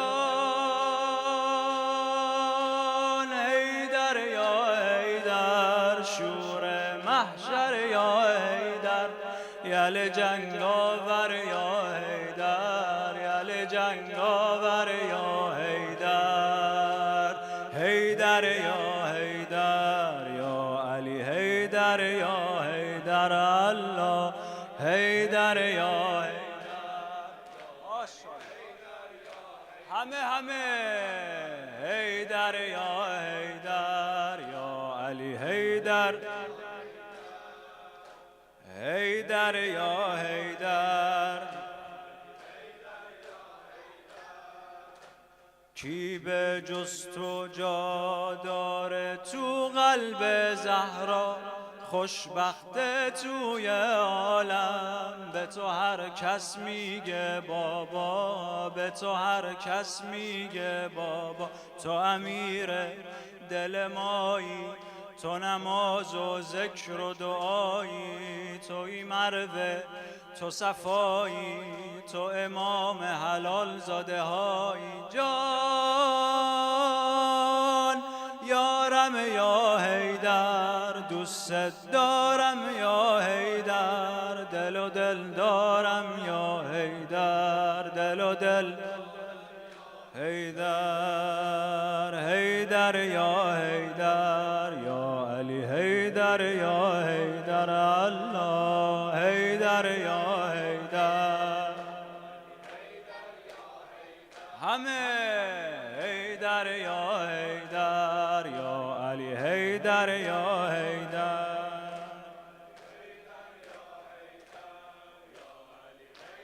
بلند بگو حیدر یا حیدر یا علی، حیدر. علی من بهشت و حس کردم زیر ایوونت، خوبا تا روز محشر تو نجف هستن مهمونت، تو نجف هستن مهمونت. توی ماه شب تارم تا قیامت هستی کنارم، خوب آقا روزگارم تا که عشق حسین تو دارم. جان مولا یا حیدر، ذکر زهرا یا حیدر، علمت بالا یا حیدر، علمت بالا یا حیدر. حیدر یا حیدر، حیدر یا حیدر یا علی، حیدر یا حیدر. بگو حیدر یا حیدر، حیدر یا حیدر. اسد الله عین الله حیدر یا حیدر، مرد مردای عالم کیه جز مولانا حیدر کیه جز مولانا حیدر علی جانان علی جانان علی صاحب عالم امکان علی قبله علی ایمان علی آیه به آیه قرآن جان حیدر یا حیدر شور محشر یا حیدر یل جنگاور یا حیدر یل جنگاور یا حیدر حیدر یا حیدر یا علی حیدر الله حیدر یا حیدر یا علی حیدر یا حیدر حیدر یا حیدر یا علی حیدر یا حیدر حیدر یا حیدر حیدر یا حیدر صلوات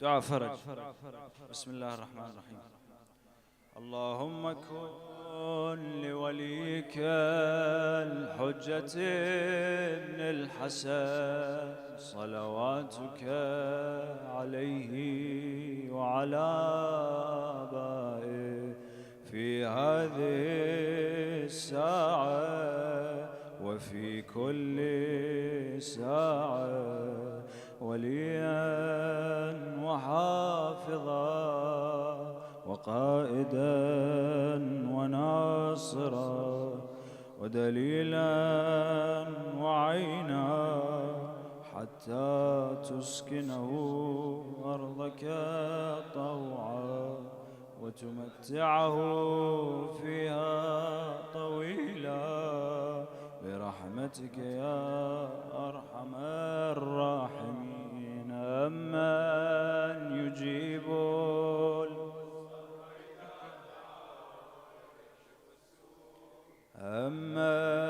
يجيب المضطر إذا دعا ويكشف السوء أمن يجيب المضطر إذا دعا ويكشف السوء أمن يجيب المضطر إذا دعا ويكشف السوء أمن يجيب المضطر إذا دعا ويكشف السوء يا الله يا الله يا الله يا الله يا الله يا الله بحق المضطر أجب المضطر ونحن المضطرون يا الله يا الله شافي وعافي كل مريض بحق مريض كربلاء زين العابدين عليه السلام ونهدي ثواب السورة المباركة الفاتحة لموتى المؤمنين والمؤمنات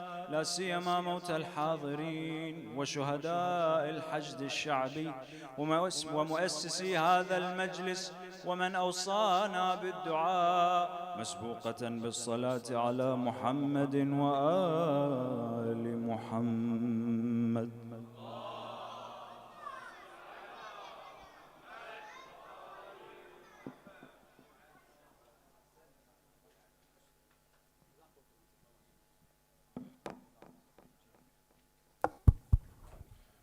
Assalamu alaikum everyone. We will be commencing with the Q&A straight away. So if the brothers and sisters can please get their questions ready, we will get the system up and running.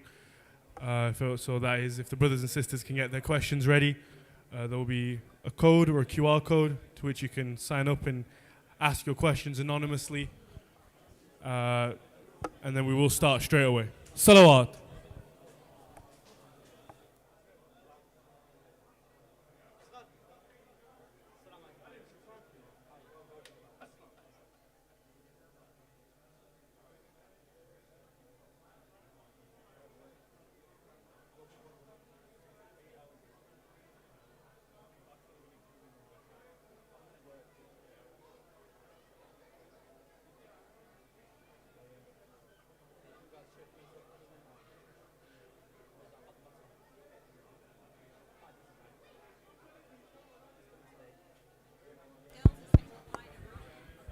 So there will be a 5-minute break, brothers and sisters. Please do grab some refreshments from the refreshment table. We are setting up the system. Grab refreshments from the refreshment table. Please do go to the bathroom, and we will get the Q&A session started very soon. Thank you very much.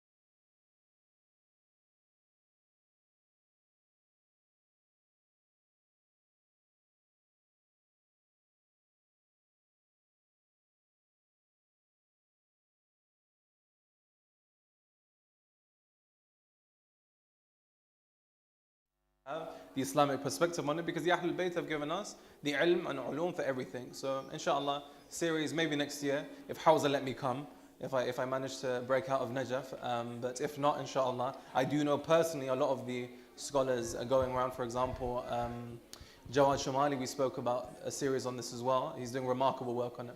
So I would recommend, inshallah, individuals like Jawad, and book recommendations. Do come to me, I can give you a very long list, inshallah. Do I have permission to add as well? Or? Yeah, please, yes. please. There is research by Abdullah Rothman. So he does a lot of studies about Islamic psychology. There is a lot of literature, although it's a niche area. There is literature about it in terms of the paradigm shift. So Western psychology or Western therapy versus Islamic kind of therapy, and how those two can kind of come together.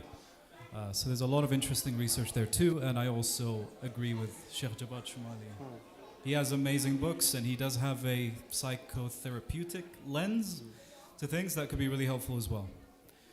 Moving on, next question based on the votes. What can we do to grow a deeper connection with Imam al-Mahdi, Ajalallah Farajah? I think that's the question. Learn about his life, read about his life. It's something we don't spend a lot of time doing, right? We spend a lot of time, for example, reading books or watching videos, going through YouTube, so on and so forth. But the more we know about someone, the more of a relationship we develop with them. If we look at it from a lower dimension, if we want to develop a relationship with an alim, what do?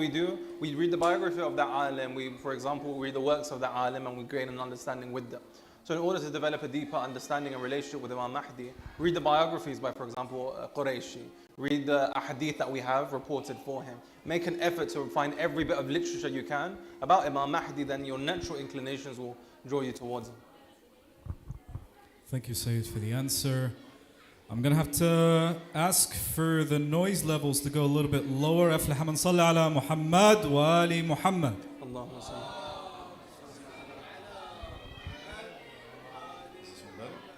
Thank you. Don't ask that one. I'll try and hide it. If it does it show up? No, it doesn't show up. Okay. Ooh, this is a much better microphone. Okay. All right. Noise levels are good. This is good. Okay. Next question. We did answer that. Syed, what fueled your motivation to accomplish the feats you have and made you want to study in the Hawza, I assume, or Hawza? I mean, it is Hawza. Hawza. By the real Ali Asghar. So, to the real Ali Asghar. What fueled my motivation to accomplish the feats that I have and made me want to study in Hawza? For me, it's a very long story, but if I was to boil it down into... This mic is not fantastic, by the way. We'll use one mic. Yeah, good idea. Oh, that is good. Yeah. For me personally, what fueled it, I don't want to go into too much detail because it's a very extensive story. But nonetheless, what my ultimate desire was for going to Hawza was to find the truth, right? I was born into a religion. I was, of course, Muslim Shia, and I was being told and almost forced into doing things that I didn't really know why I was doing. So I came to some sort of crossroad where I said that me as an individual, I know that I haven't been created for me to simply accept the religion of my forefathers. I've been created in order to be a pursuer of the truth, wherever that may be. So I said, if I find the truth in Shia Islam, so be it. If I find the truth elsewhere, so be it. I'm an individual who will not be a mouthpiece for any sectarian or any tribalistic tendencies. What I would be a mouthpiece for is the truth and the, I would say, objective pursuit of it. So when I went to the Hawza, I went to look for loops and holes and cracks in the system that would say that, okay, this definitely isn't a part of the objective truth, but surprisingly, contrary to what I thought, the opposite happened. And the beliefs that I had got supplemented, and it actually allowed me to believe deeper into what the truth actually is. So to answer your question, the pursuit and the reason of me going to Hawza was to understand what the truth is in an unbiased perspective. Thank you so much, Syed. Next question. Ooh, that's loud. Palestine, Lebanon, Syria, Iran, Iraq, Yemen, the whole world is undergoing huge transformation. Many in our community don't know. What is your take, analysis? When we talk about our community, we're very locked away in a Western bubble, I must say, in the United Kingdom. When you go out and when you travel, you understand that the world is much bigger. And human beings, we naturally think of ourselves as the center of the universe. So we think that if we don't know about it, then no one probably knows about it. But that being said, why do we not specifically know about it? Because as I said, we are really trapped inside this loop of modernism, of the modern world, of we're just doing our duties, we're praying our salah, we're giving our zakat, and we're going to call it a day. But in order for the Imam himself to actually come, we need to put ourselves in a situation where we are more informed of the global atmosphere, we're more informed of the society and what's going on. So to answer your question, what is your take analysis on the fact that our community don't know about this huge transformation? I would say it's more so not the outside world's fault. It's more so our fault that we are unable to actually go outside and see what's happening. We're unable, and we would say we're unlikely to actually go and pursue the truth for what it truly is. So we need to take a look outside of our houses and outside of our gardens and actually have a look and understand that life is much bigger than me, life is much bigger than the United Kingdom, life is much bigger than the West. And when we take the whole world into consideration, that's when we can actually move forward as an ummah. In the Quran, where it states, إِنَّ هَذِهِ أُمَّتَكُمْ أُمَّةً وَاحِدًا, it talks about the entirety of the world.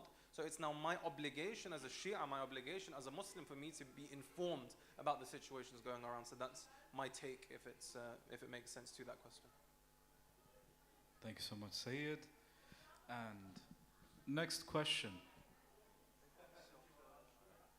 So, I mean, based on the votes, I do have to ask it. Who's your barber? That is a secret of the Hawza. We don't ask these questions.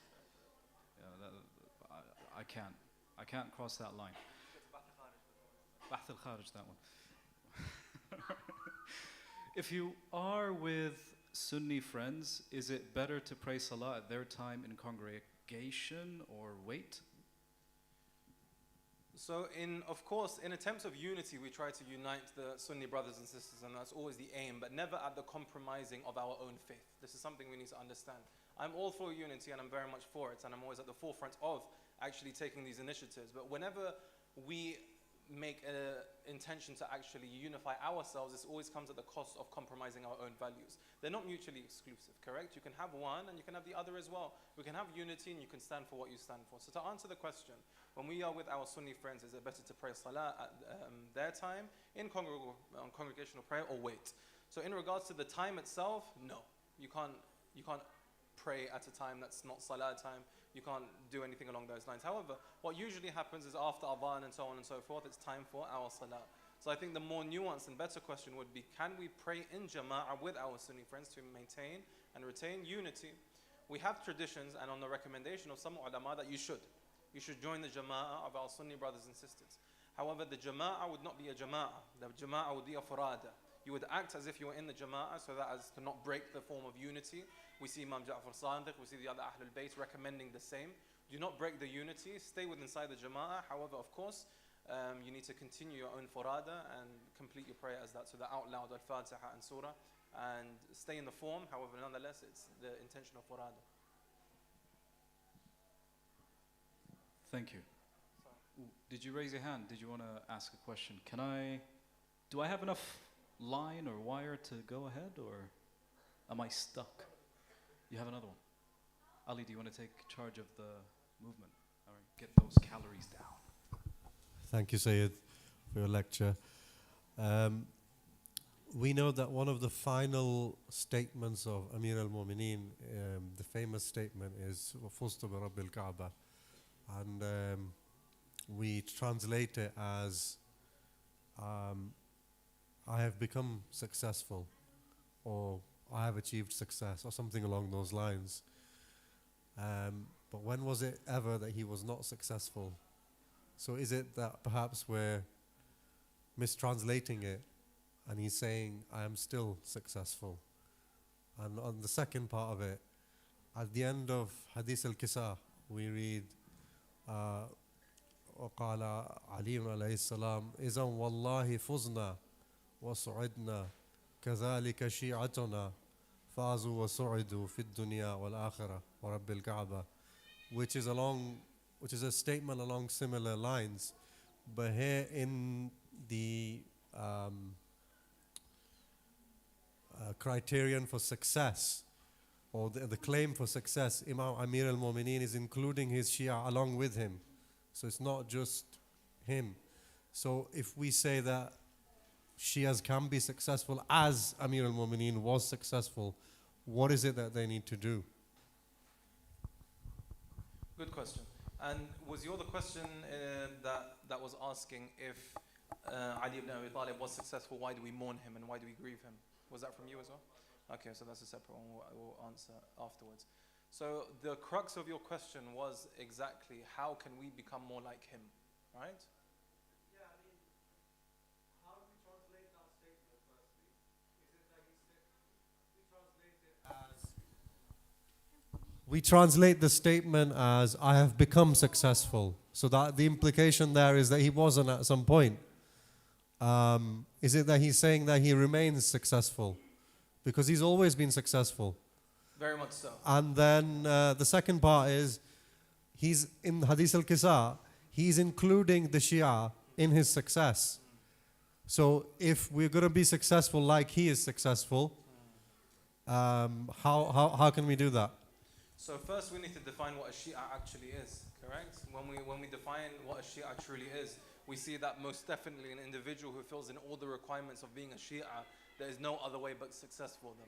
We see the Ma'sumin saying that you are not a Shia to a group of people that went up to them and said, we follow you, we love you. It's just like, no, you're not a Shia. You're a lover of the Ahlul Bayt, but you can't define yourself as a Shia. A Shia has a very big responsibility. And the responsibilities that we need to take into consideration when actually calling ourselves Shia is acting upon the a'mal and acting upon the different components of ibadah in their truest manner. It's not simply about loving the Ahlul Bayt. This is very shallow and two-dimensional, right? They're much higher entities and beings in that. It means actually living in their seerah, correct? For example, on Yawm al-Qiyamah, Allah subhanahu wa ta'ala is not going to ask me if I believed in the wilayah of Ali ibn Abi Talib. He's going to ask me, how did you live in the seerah of Ali ibn Abi Talib, correct? I could have believed in the wilayah all I wanted and lived a terrible life, right? More akin to those who were partaking in saqifa than in comparison to those who actually worked against it. So it's about how far you actually live through their principles and understand their lifestyle. So that's what determines success, and we too will become successful if we're true Shi'as, not simply the dictionary definition of Shi'a, right? When you're filling in a form and you tag down and you click Shi'a, not that. If you break down, for example, the ahadith that tell you what the components of Shi'a is, inshallah we can go through that as well in some degree if we have the tawfiq at some point in the future.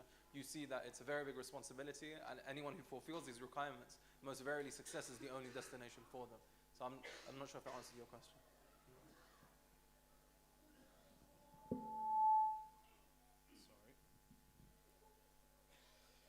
I clicked something and then it did its own thing. My apologies. I thought I wanted to show the poll. So I'm going to switch the polls, let you know what's going on. But I think from memory, if I remember it right, it's socials and residentials are higher. Yes, so what kind of Elif events you would like to attend? We have the poll showing 45% for the socials and another 45% for retreats and residential. So those are the highest. And then closer after, just trying to find, oh, and Quran for adults as well. They're all 45%. Interesting. So going back to the questions. There's a question that's interesting. Sometimes it's hard to feel spiritual closeness to Allah. Any tips to improve? And I might add a tail end to that as well. We need to stop thinking of spirituality as something that we constantly have, right? How did I define taqwa as the other day? I said it's a muscle, and what do you need to do to a muscle? You need to constantly strengthen it. It will weaken, you need to strengthen it. It will weaken, you need to strengthen it. So my teacher in Qom, how he described it is that you need to think of spirituality as a cup. And this cup has a hole at the bottom of it. So whenever you do good a'mal or ibadat, so on and so forth, it's filled and you're feeling very spiritual. However, naturally after a period of time, this is going to drain. And you need to now fill that back in with good acts and good deeds. And the comparison he brought was that of a phone. For example, if we have a phone and it's fully charged and we use it and once it's dead, are we going to now just become desolate and depressed and say that, oh my God, everything has gone terribly? No. You're going to put it back on charge again, wait for it to go on top, and then use it until you need that reburst. So Shahr Ramadan, fasting, these things fill up our cup of spirituality so that we can feel that connection to Allah subhanahu wa ta'ala. And whenever we do feel it weaning, the first thing we need to do, as I mentioned, in the definition of taqwa, is address our muharramat. What are the sins that we're doing, right? That is not allowing that water to stay in that cup. What are the things that we are doing that is making us get further away from Allah subhanahu wa ta'ala? Once that's addressed, then when we do ibadat and when we do the wajibat, they fill in and we maintain that spirituality for longer. So different people have different levels of spirituality. For example, Ayatul Abashid's cup would be far larger than mine. So Ayatul Abashid's spirituality would last much longer for a lot larger rate. But nonetheless, his weans, as he is human and he does a'mal and ibadah to fill that up, as long as he's addressed the dhunub, the sins, the makruhat, and after that when he does the ibadat, then it maintains that spirituality and proximity to Allah subhanahu wa ta'ala. Thank you so much. Just to kind of summarize, so spirituality level keeps changing, and then it's first kind of controlling what you can control, and then kind of muharramat, and then building up from there. I wanted to, if you can, link it to the hadith about idbar and iqbal al-qulub. Is that linked to it in a way? Am I? Yeah.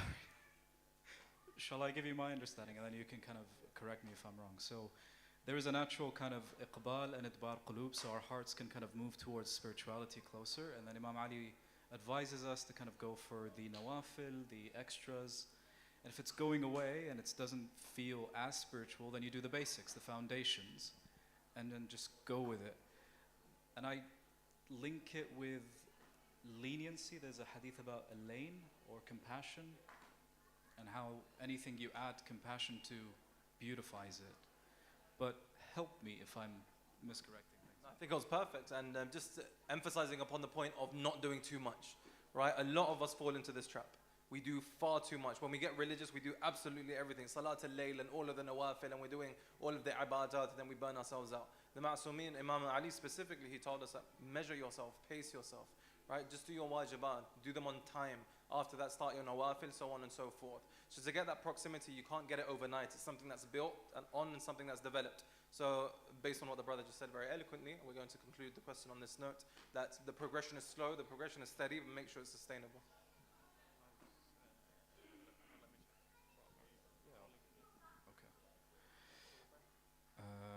Oh, do you want to call a friend?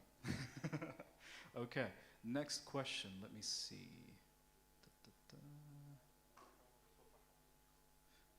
Does this look like a...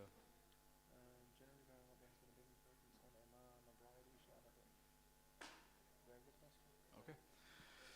So I'll read it. Generally growing up, there has been a big importance on imama, but why do we Shia not also put a big importance on the sunnah and hadith of Rasulullah sallallahu alayhi wa sallam? On his mention, salawat.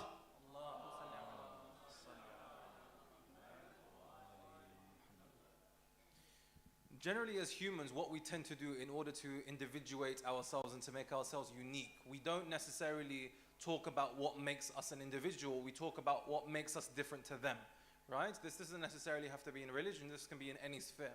So when we talk about Shia Islam and Sunni Islam, we would say the vast majority of it is quite similar. However, the things that make us different, for example, specifically imama, this is as human beings, what do we do when we try to individuate ourselves? We take that specific note of imama and make this our identity. So when speaking about why don't we focus upon the nubuwah side of affairs, I would say that this is a very big weakness of the Shia that we have today, right? When I ask someone, why do you believe in the wilayah of Ali ibn Abi Talib, they would quote me, Al-yawm akmaltu lakum dinukum wa atmamtu alaykum ni'mati. They would quote me, Ati'u Allah wa ati'u Rasul wa ulil amri minkum. They would quote me, for example, the verse about him giving the ring in his ruku', right? They would quote me all of these verses. They would give me quotes from Bukhari, from Muslim, from Kafi, from Man la yahduru. They would give me the entire treatise. However, if I ask someone, why do we believe in the nubuwah of Rasulullah? The room goes silent, correct? And I was victim of this myself, right? When it came to being a Shia, I was a very good Shia. When it came to being a Muslim, I didn't know the fundamentals. So to answer your question, why has this happened culturally? Because it's what made us unique. But in an ideal world, what should be happening? We need to be extremely educated on the tenets of Nubuwah, the 124,000 prophets, how it completed in Rasulullah, why he is the final prophet, what makes him the final prophet, and therefore how he handed the successorship to the Ma'sumin and the Imams and the Ahlul Bayt. Thank you so much, Syed. And I think, just checking the time, we're going to call the Q&A off, unless we have any live questions. So I'm going to give an opportunity for a hand up if you want to ask a question live. Looking around. Too much pressure for people? Oh, do you want to do the? Okay, all right. So there's a question that asks: is not praying on a turba haram? No, is the answer to that question. If we look at Imam Ja'far Sadiq's tradition on what we need to do sajda on, he said the reason we can't do sajda on any. Assalamu alaikum. The reason why we can't do sajda on any carpet, any platform, so on and so forth, the philosophy behind it and the batil behind it, is that he stated we can't do sajda on things that are worn and sajda on things that can be eaten, because a man worships something he wears and worships things that he eats. So the istidlal behind this, the reasoning behind this, is that we need to do sajda on something that comes from the earth, right? So if you have synthetic material, if you have carpets, this didn't come from the earth. So Imam Ja'far Sadiq says, as long as it comes from the earth and it can't be eaten and it can't be worn, you're good to go. So it's not wajib that it needs to be a turba, and it doesn't have to be a turba. When we used to go on travels in Hawza, we used to find a leaf of a tree and start praying, and we'd do jama'at then. And the reasoning behind the turba and the reason why the Shia madhab is emphasizing this point a lot is because if we look at philosophically what the sajda represents, what does it represent? What did I mention in the first lecture? Why are there two sujood? The first sajda represents you coming from the earth, you becoming born. What was Adam created from? Dirt, right? The second sajda represents what? You passing away and you getting buried in the dirt. So the reason and the symbolism of having the turba and something natural touching your forehead is Allah subhanahu wa ta'ala wants you to have that metaphysical relationship of when you go into sujood, you really need to feel that you are coming from this earth, you came from this earth and you're going back to this earth. So there's a very deep meaning behind the turba and the act of khak itself. However, we shouldn't be so culty, so to speak, and say we will only read salah if there's khak al-shafa. No, anything that comes from the ground that can't be eaten or can't be worn, it's good ground for doing sajda on. Thank you so much, Syed, for the answer. On that note, thank you so much for joining us for the Q&A. It's been a pleasure answering your questions. It wouldn't have happened without your help. It's in God's control anyway. Salawat.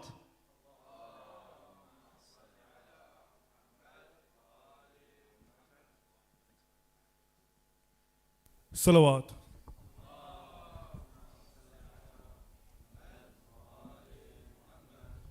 Thank you, Syed, and thank you, Brother Mustafa, for the Q&A, and thank you all for your questions. Just a quick announcement before I do invite Brother Rashid to come and deliver the munajat of Imam Ali alayhi Islam. I know that the clocks go back tomorrow, so if everyone could please be here for 6 o'clock, we will do the lecture, we'll do everything, and then we'll have salah and then iftar, so that is 6 o'clock. I hope that clears any misunderstandings. So with the biggest of your salawats, I'd like to invite Brother Rashid for the munajat. If we can welcome him with the loudest of your salawats.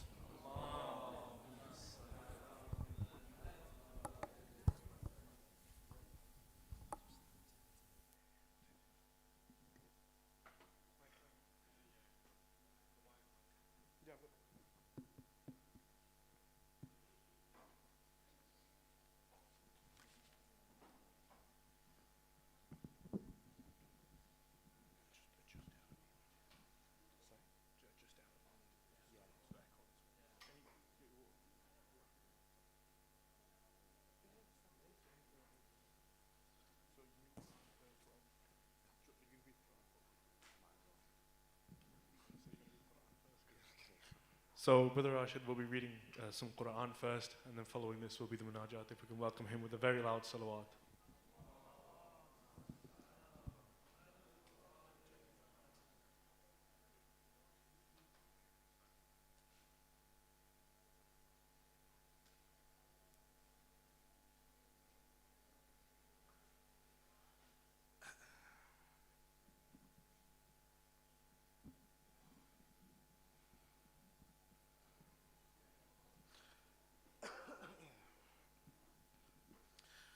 صلوا على محمد وآل محمد.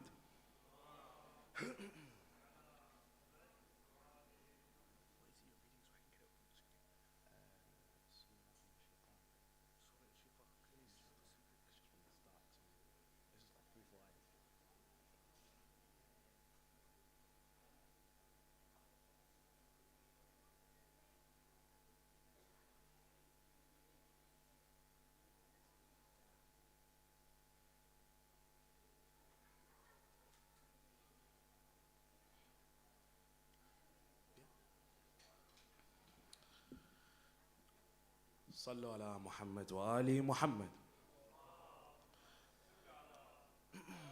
Inshallah, I'll be reciting from Surah Inshiqaq. أعوذ بالله من الشيطان الرجيم.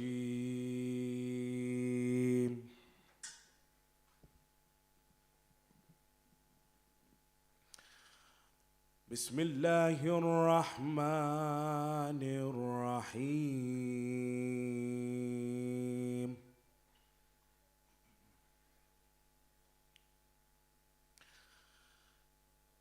إذا السماء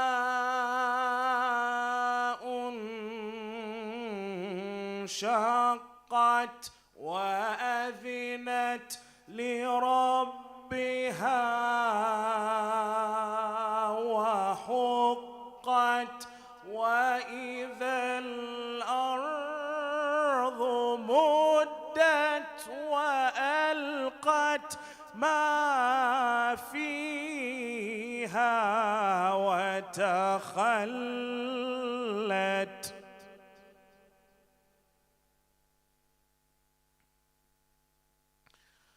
وأذنت لربها وحقت يا أيها الإنسان إنك كادح إلى ربك كدحا فملاقيه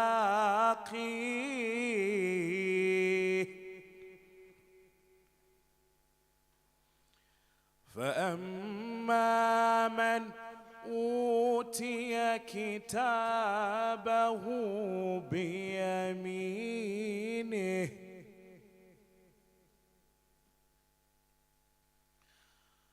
فأما من أوتي كتابه بيمينه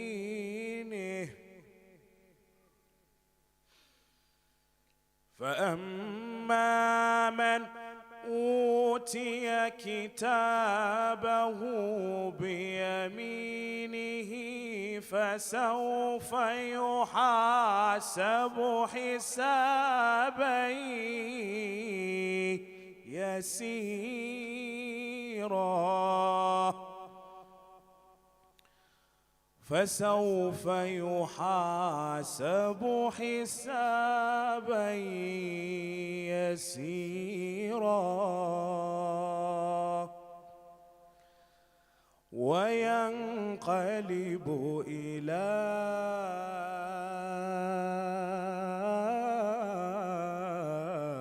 أهله مسرورا. صدق الله العلي العظيم. صلوا على محمد وآل محمد.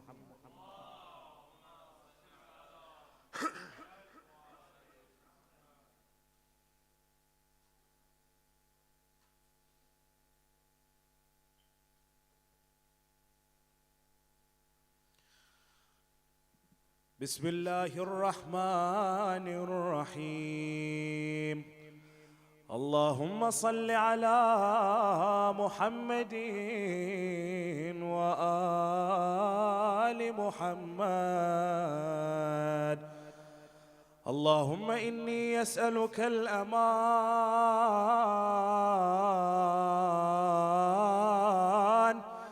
يوم لا ينفع مال ولا بنون إلا من أتى الله بقلب سليم. وأسألك الأمان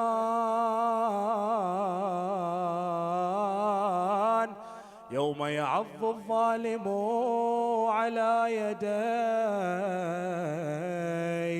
يقول يا ليتني اتخذت مع الرسول سبيلا. وأسألك الأمان يوم يعرف المجرمون بسيماهم فيؤخذ بالنواصي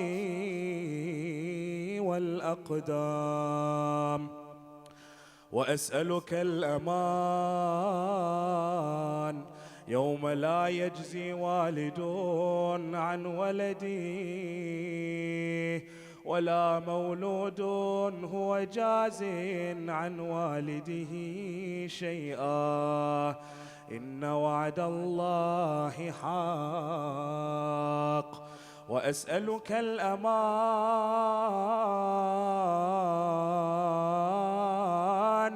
يوم لا ينفع الظالمين معذرتهم ولهم اللعنة ولهم سوء الدار. وأسألك الأمان يوم لا تملك نفس لنفس شيئا والأمر يومئذ لله. وأسألك الأمان يوم يفر المرء من أخيه وأمه وأبيه وصاحبته وبنيه لكل امرئ منهم يومئذ شأن يغنيه. وأسألك الأمان يوم يود المجرم لو يفتدي من عذاب يومئذ ببنيه وصاحبته وأخيه وفصيلته التي تؤويه ومن في الأرض جميعا ثم ينجيه. كلا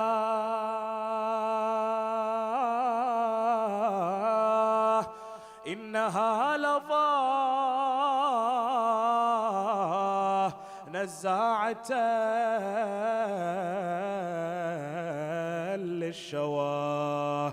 مولاي يا مولاي أنت المولى وأنا العبد وهل يرحم العبد إلا المولى.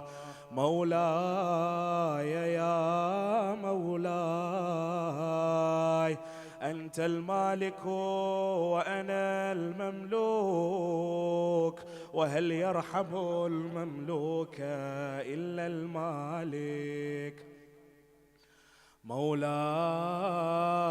يا مولاي أنت العزيز وأنا الذليل وهل يرحم الذليل إلا العزيز. مولاي يا مولاي أنت الخالق وأنا المخلوق وهل يرحم المخلوق إلا الخالق. مولاي يا مولاي أنت العظيم وأنا الحقير وهل يرحم الحقير إلا العظيم. مولاي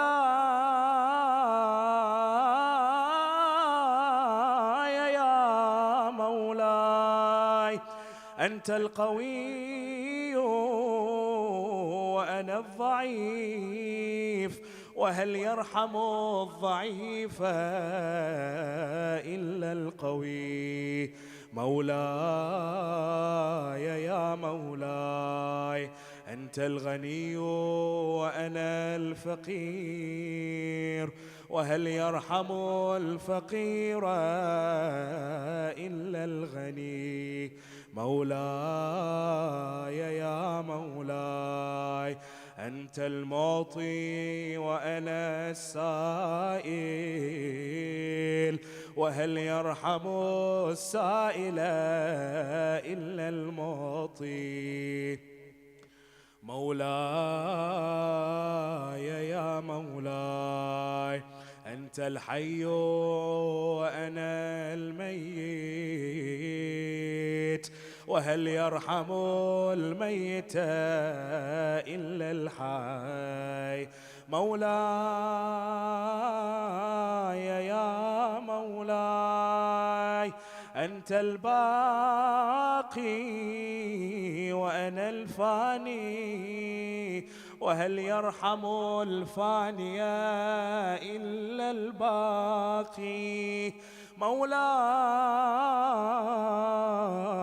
يا مولاي أنت الدائم وأنا الزائل، وهل يرحم الزائل إلا الدائم. مولاي يا مولاي أنت الرازق وأنا المرزوق، وهل يرحم الرازق إلا الرازق، وهل يرحم المرزوق إلا الرازق. مولاي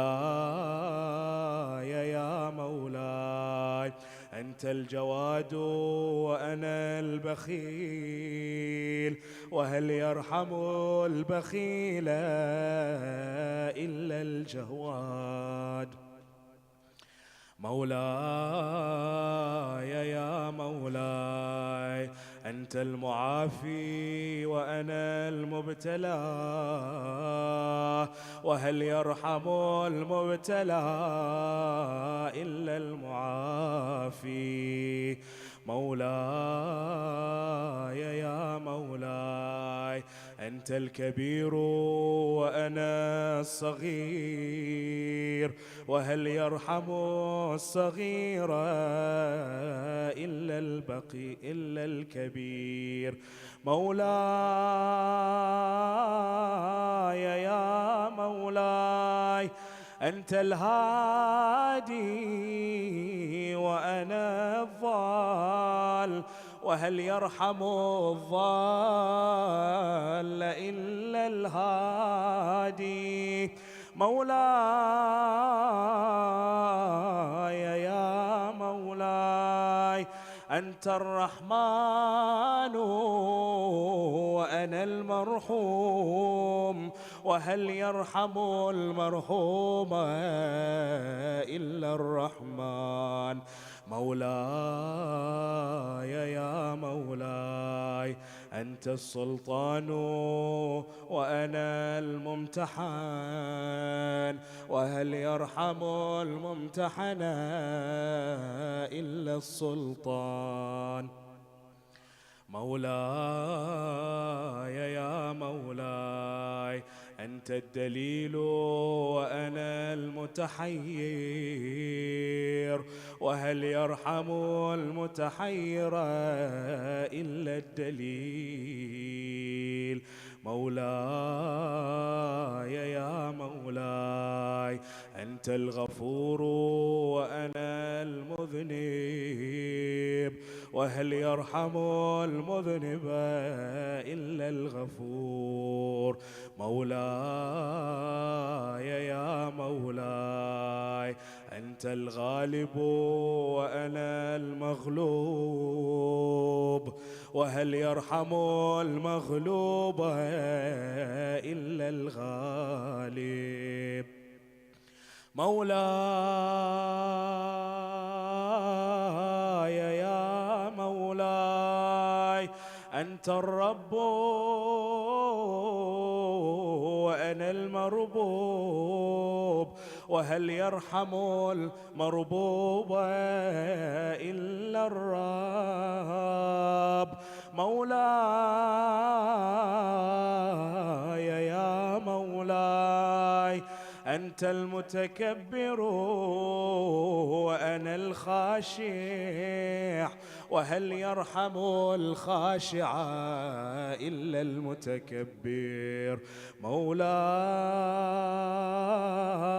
يا مولاي ارحمني برحمتك وارض عني بجودك وكرمك وفضلك يا ذا الجود والإحسان والطول والامتنان برحمتك يا أرحم الراحمين. وصل يا رب على محمد وآله الطيبين الطاهرين.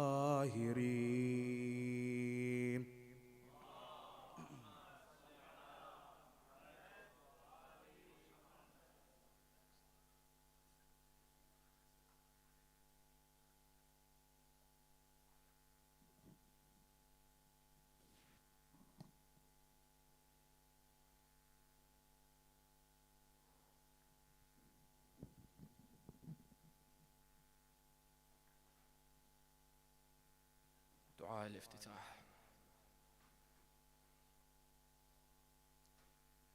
بسم الله الرحمن الرحيم. اللهم صل على محمد وآل محمد. اللهم إني أفتتح الثناء بحمدك وأنت مسدد للصواب بمنك، وأيقنت أنك أنت أرحم الراحمين في موضع العفو والرحمة، وأشد المعاقبين في موضع النكال والنقمة، وأعظم المتجبرين في موضع الكبرياء والعظمة. اللهم أذنتني في دعائك ومسألتك فاسمع يا سميع مدحتي، وأجب يا رحيم دعوتي، وأقل يا غفور عثرتي. فكم يا إلهي من كربة قد فرجتها، وهموم قد كشفتها، وعثرة قد أقلتها، ورحمة قد نشرتها، وحلقة بلاء قد فككتها. الحمد لله الذي لم يتخذ صاحبة ولا ولدا، ولم يكن له شريك في الملك، ولم يكن له ولي من الذل، وكبره تكبيرا. الحمد لله بجميع محامده كلها، على جميع نعمه كلها. الحمد لله الذي لا مضاد له في ملكه، ولا منازع له في أمره. الحمد لله الذي لا شريك له في خلقه، ولا شبيه له في عظمته. الحمد لله الفاشي في الخلق أمره وحمده، الظاهر بالكرم مجده، الباسط بالجود يده، الذي لا تنقص خزائنه ولا تزيده كثرة العطاء إلا جودا وكرما. إنه هو العزيز الوهاب. اللهم إني أسألك قليلا من كثير، مع حاجة بي إليه عظيمة، وغناك عنه قديم، وهو عندي كثير، وهو عليك سهل يسير. اللهم إن عفوك عن ذنبي، وتجاوزك عن خطيئتي، وصفحك عن ظلمي، وسترك على قبيح عملي، وحلمك عن كثير جرمي عندما كان من خطئي وعمدي. أطمعني في أن أسألك ما لا أستوجبه منك، الذي رزقتني من رحمتك وأريتني من قدرتك وعرفتني من إجابتك، فصرت أدعوك آمنا وأسألك مستأنسا، لا خائفا ولا وجلا، مدلا عليك فيما قصدت فيه إليك. فإن أبطأ عني عتبت بجهلي عليك، ولعل الذي أبطأ عني هو خير لي لعلمك بعاقبة الأمور. فلم أر مولا كريما أصبر على عبد لئيم منك علي يا رب. إنك تدعوني فأولي عنك، وتتحبب إلي فأتبغض إليك، وتتودد إلي فلا أقبل منك، كأن لي التطول عليك. فلم يمنعك ذلك من الرحمة والإحسان إلي والتفضل علي بجودك وكرمك. فارحم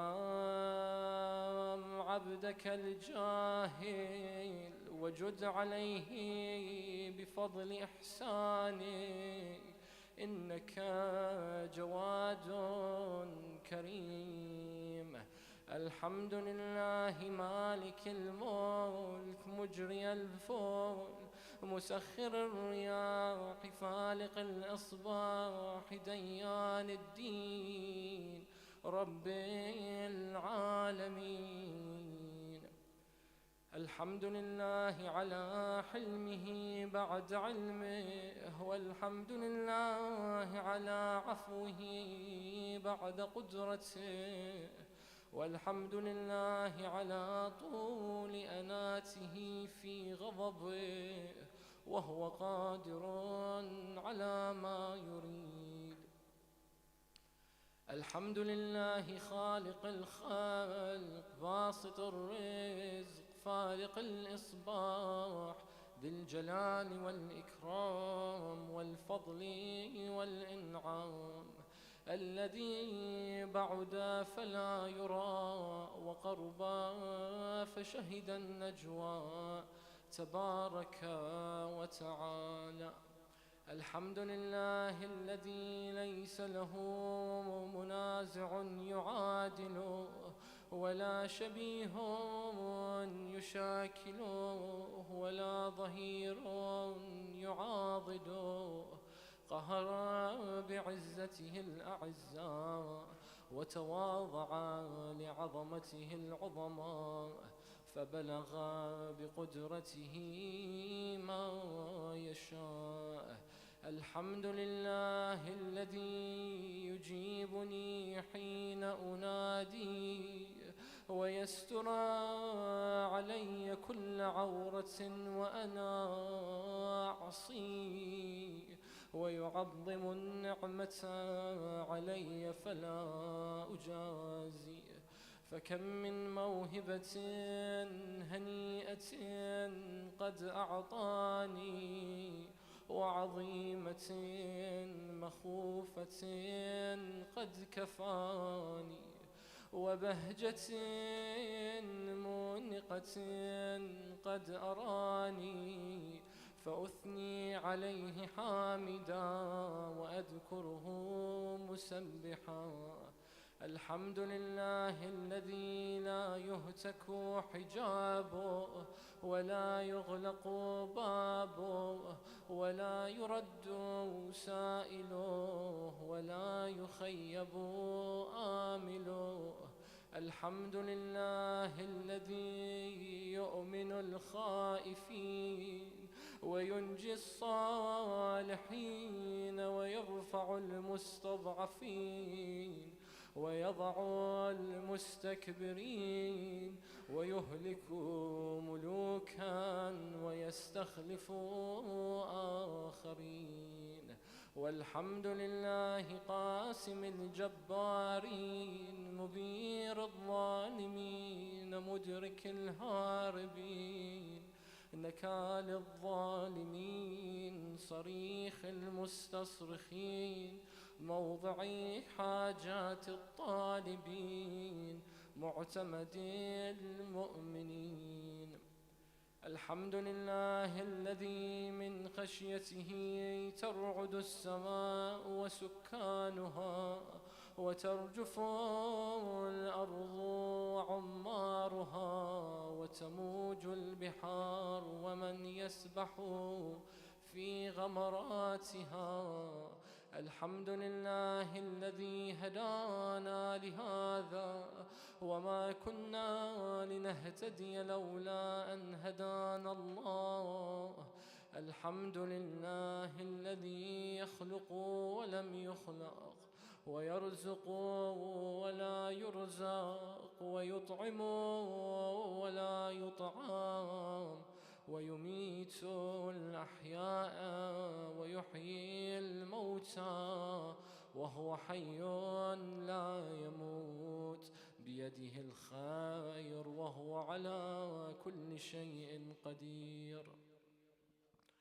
اللهم صل على محمد عبدك ورسولك وأمينك وصفيك وحبيبك وخيرتك من خلقك وحافظ سرك ومبلغ رسالاتك أفضل وأحسن وأجمل وأكمل وأزكى وأنمى وأطيب وأطهر وأسنى وأكثر ما صليت وباركت وترحمت وتحننت وسلمت على أحد من عبادك وأنبيائك ورسلك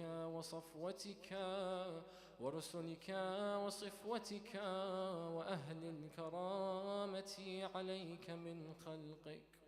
اللهم وصل على علي أمير المؤمنين ووصي رسول رب العالمين عبدك ووليك وأخي رسولك وحجتك على خلقك وآيتك الكبرى والنبأ العظيم.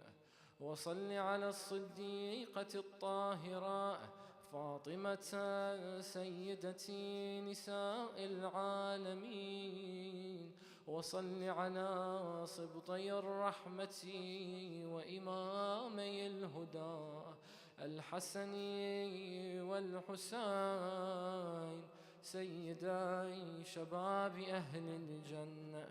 وصل على أئمة المسلمين علي بن الحسين ومحمد بن علي وجعفر بن محمد وموسى بن جعفر وعلي بن موسى ومحمد بن علي وعلي بن محمد والحسن بن علي والخلف الهادي المهدي حججك على عبادك وأمنائك في بلادك صلاة كثيرة دائمة. اللهم وصل على ولي أمرك القائم المؤمل والعدل المنتظر وحفه بملائكتك المقربين وأيده بروح القدس يا رب العالمين.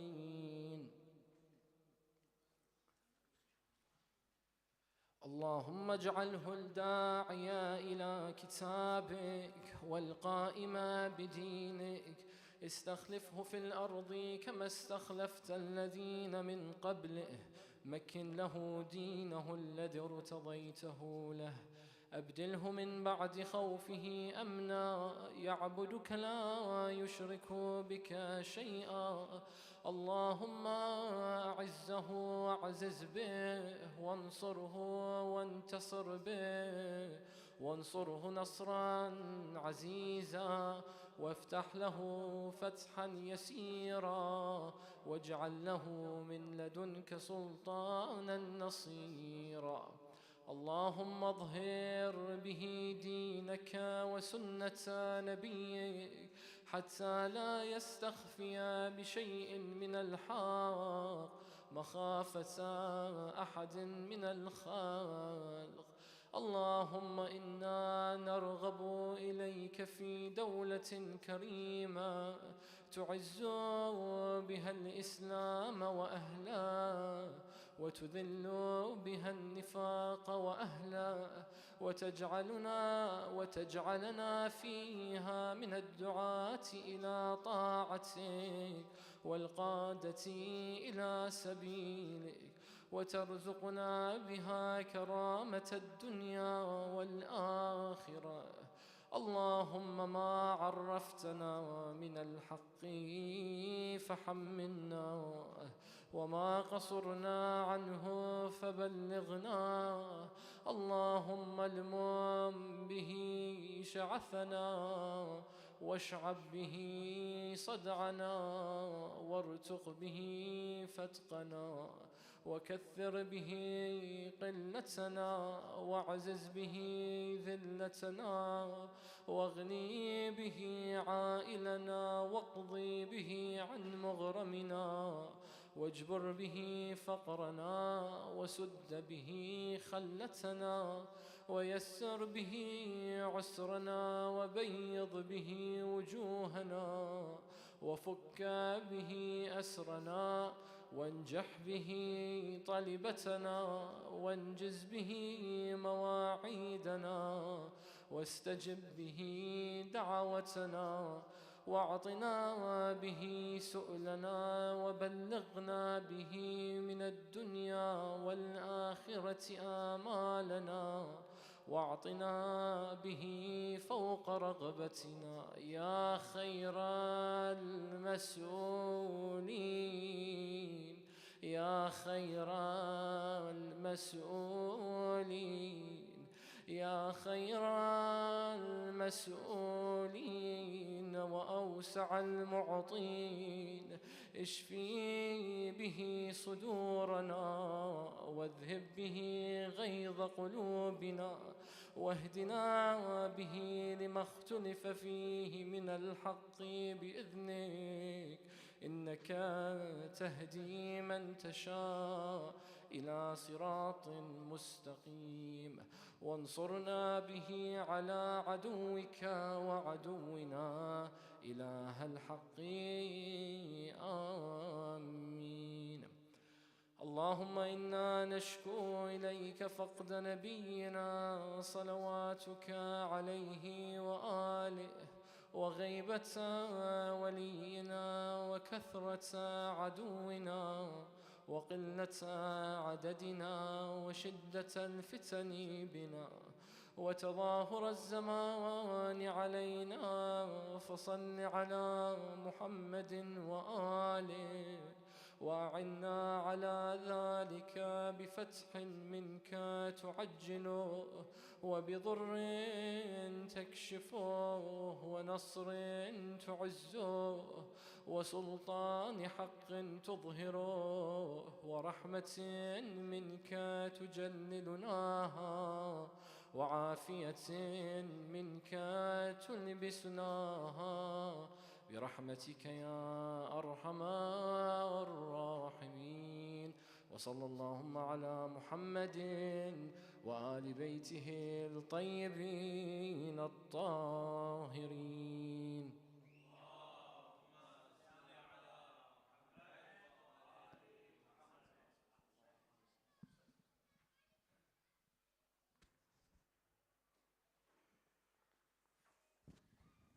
Inshallah, we will begin the Amal now. So if everyone can please grab a Quran and a turba, we will be starting the Amal now. Salawat.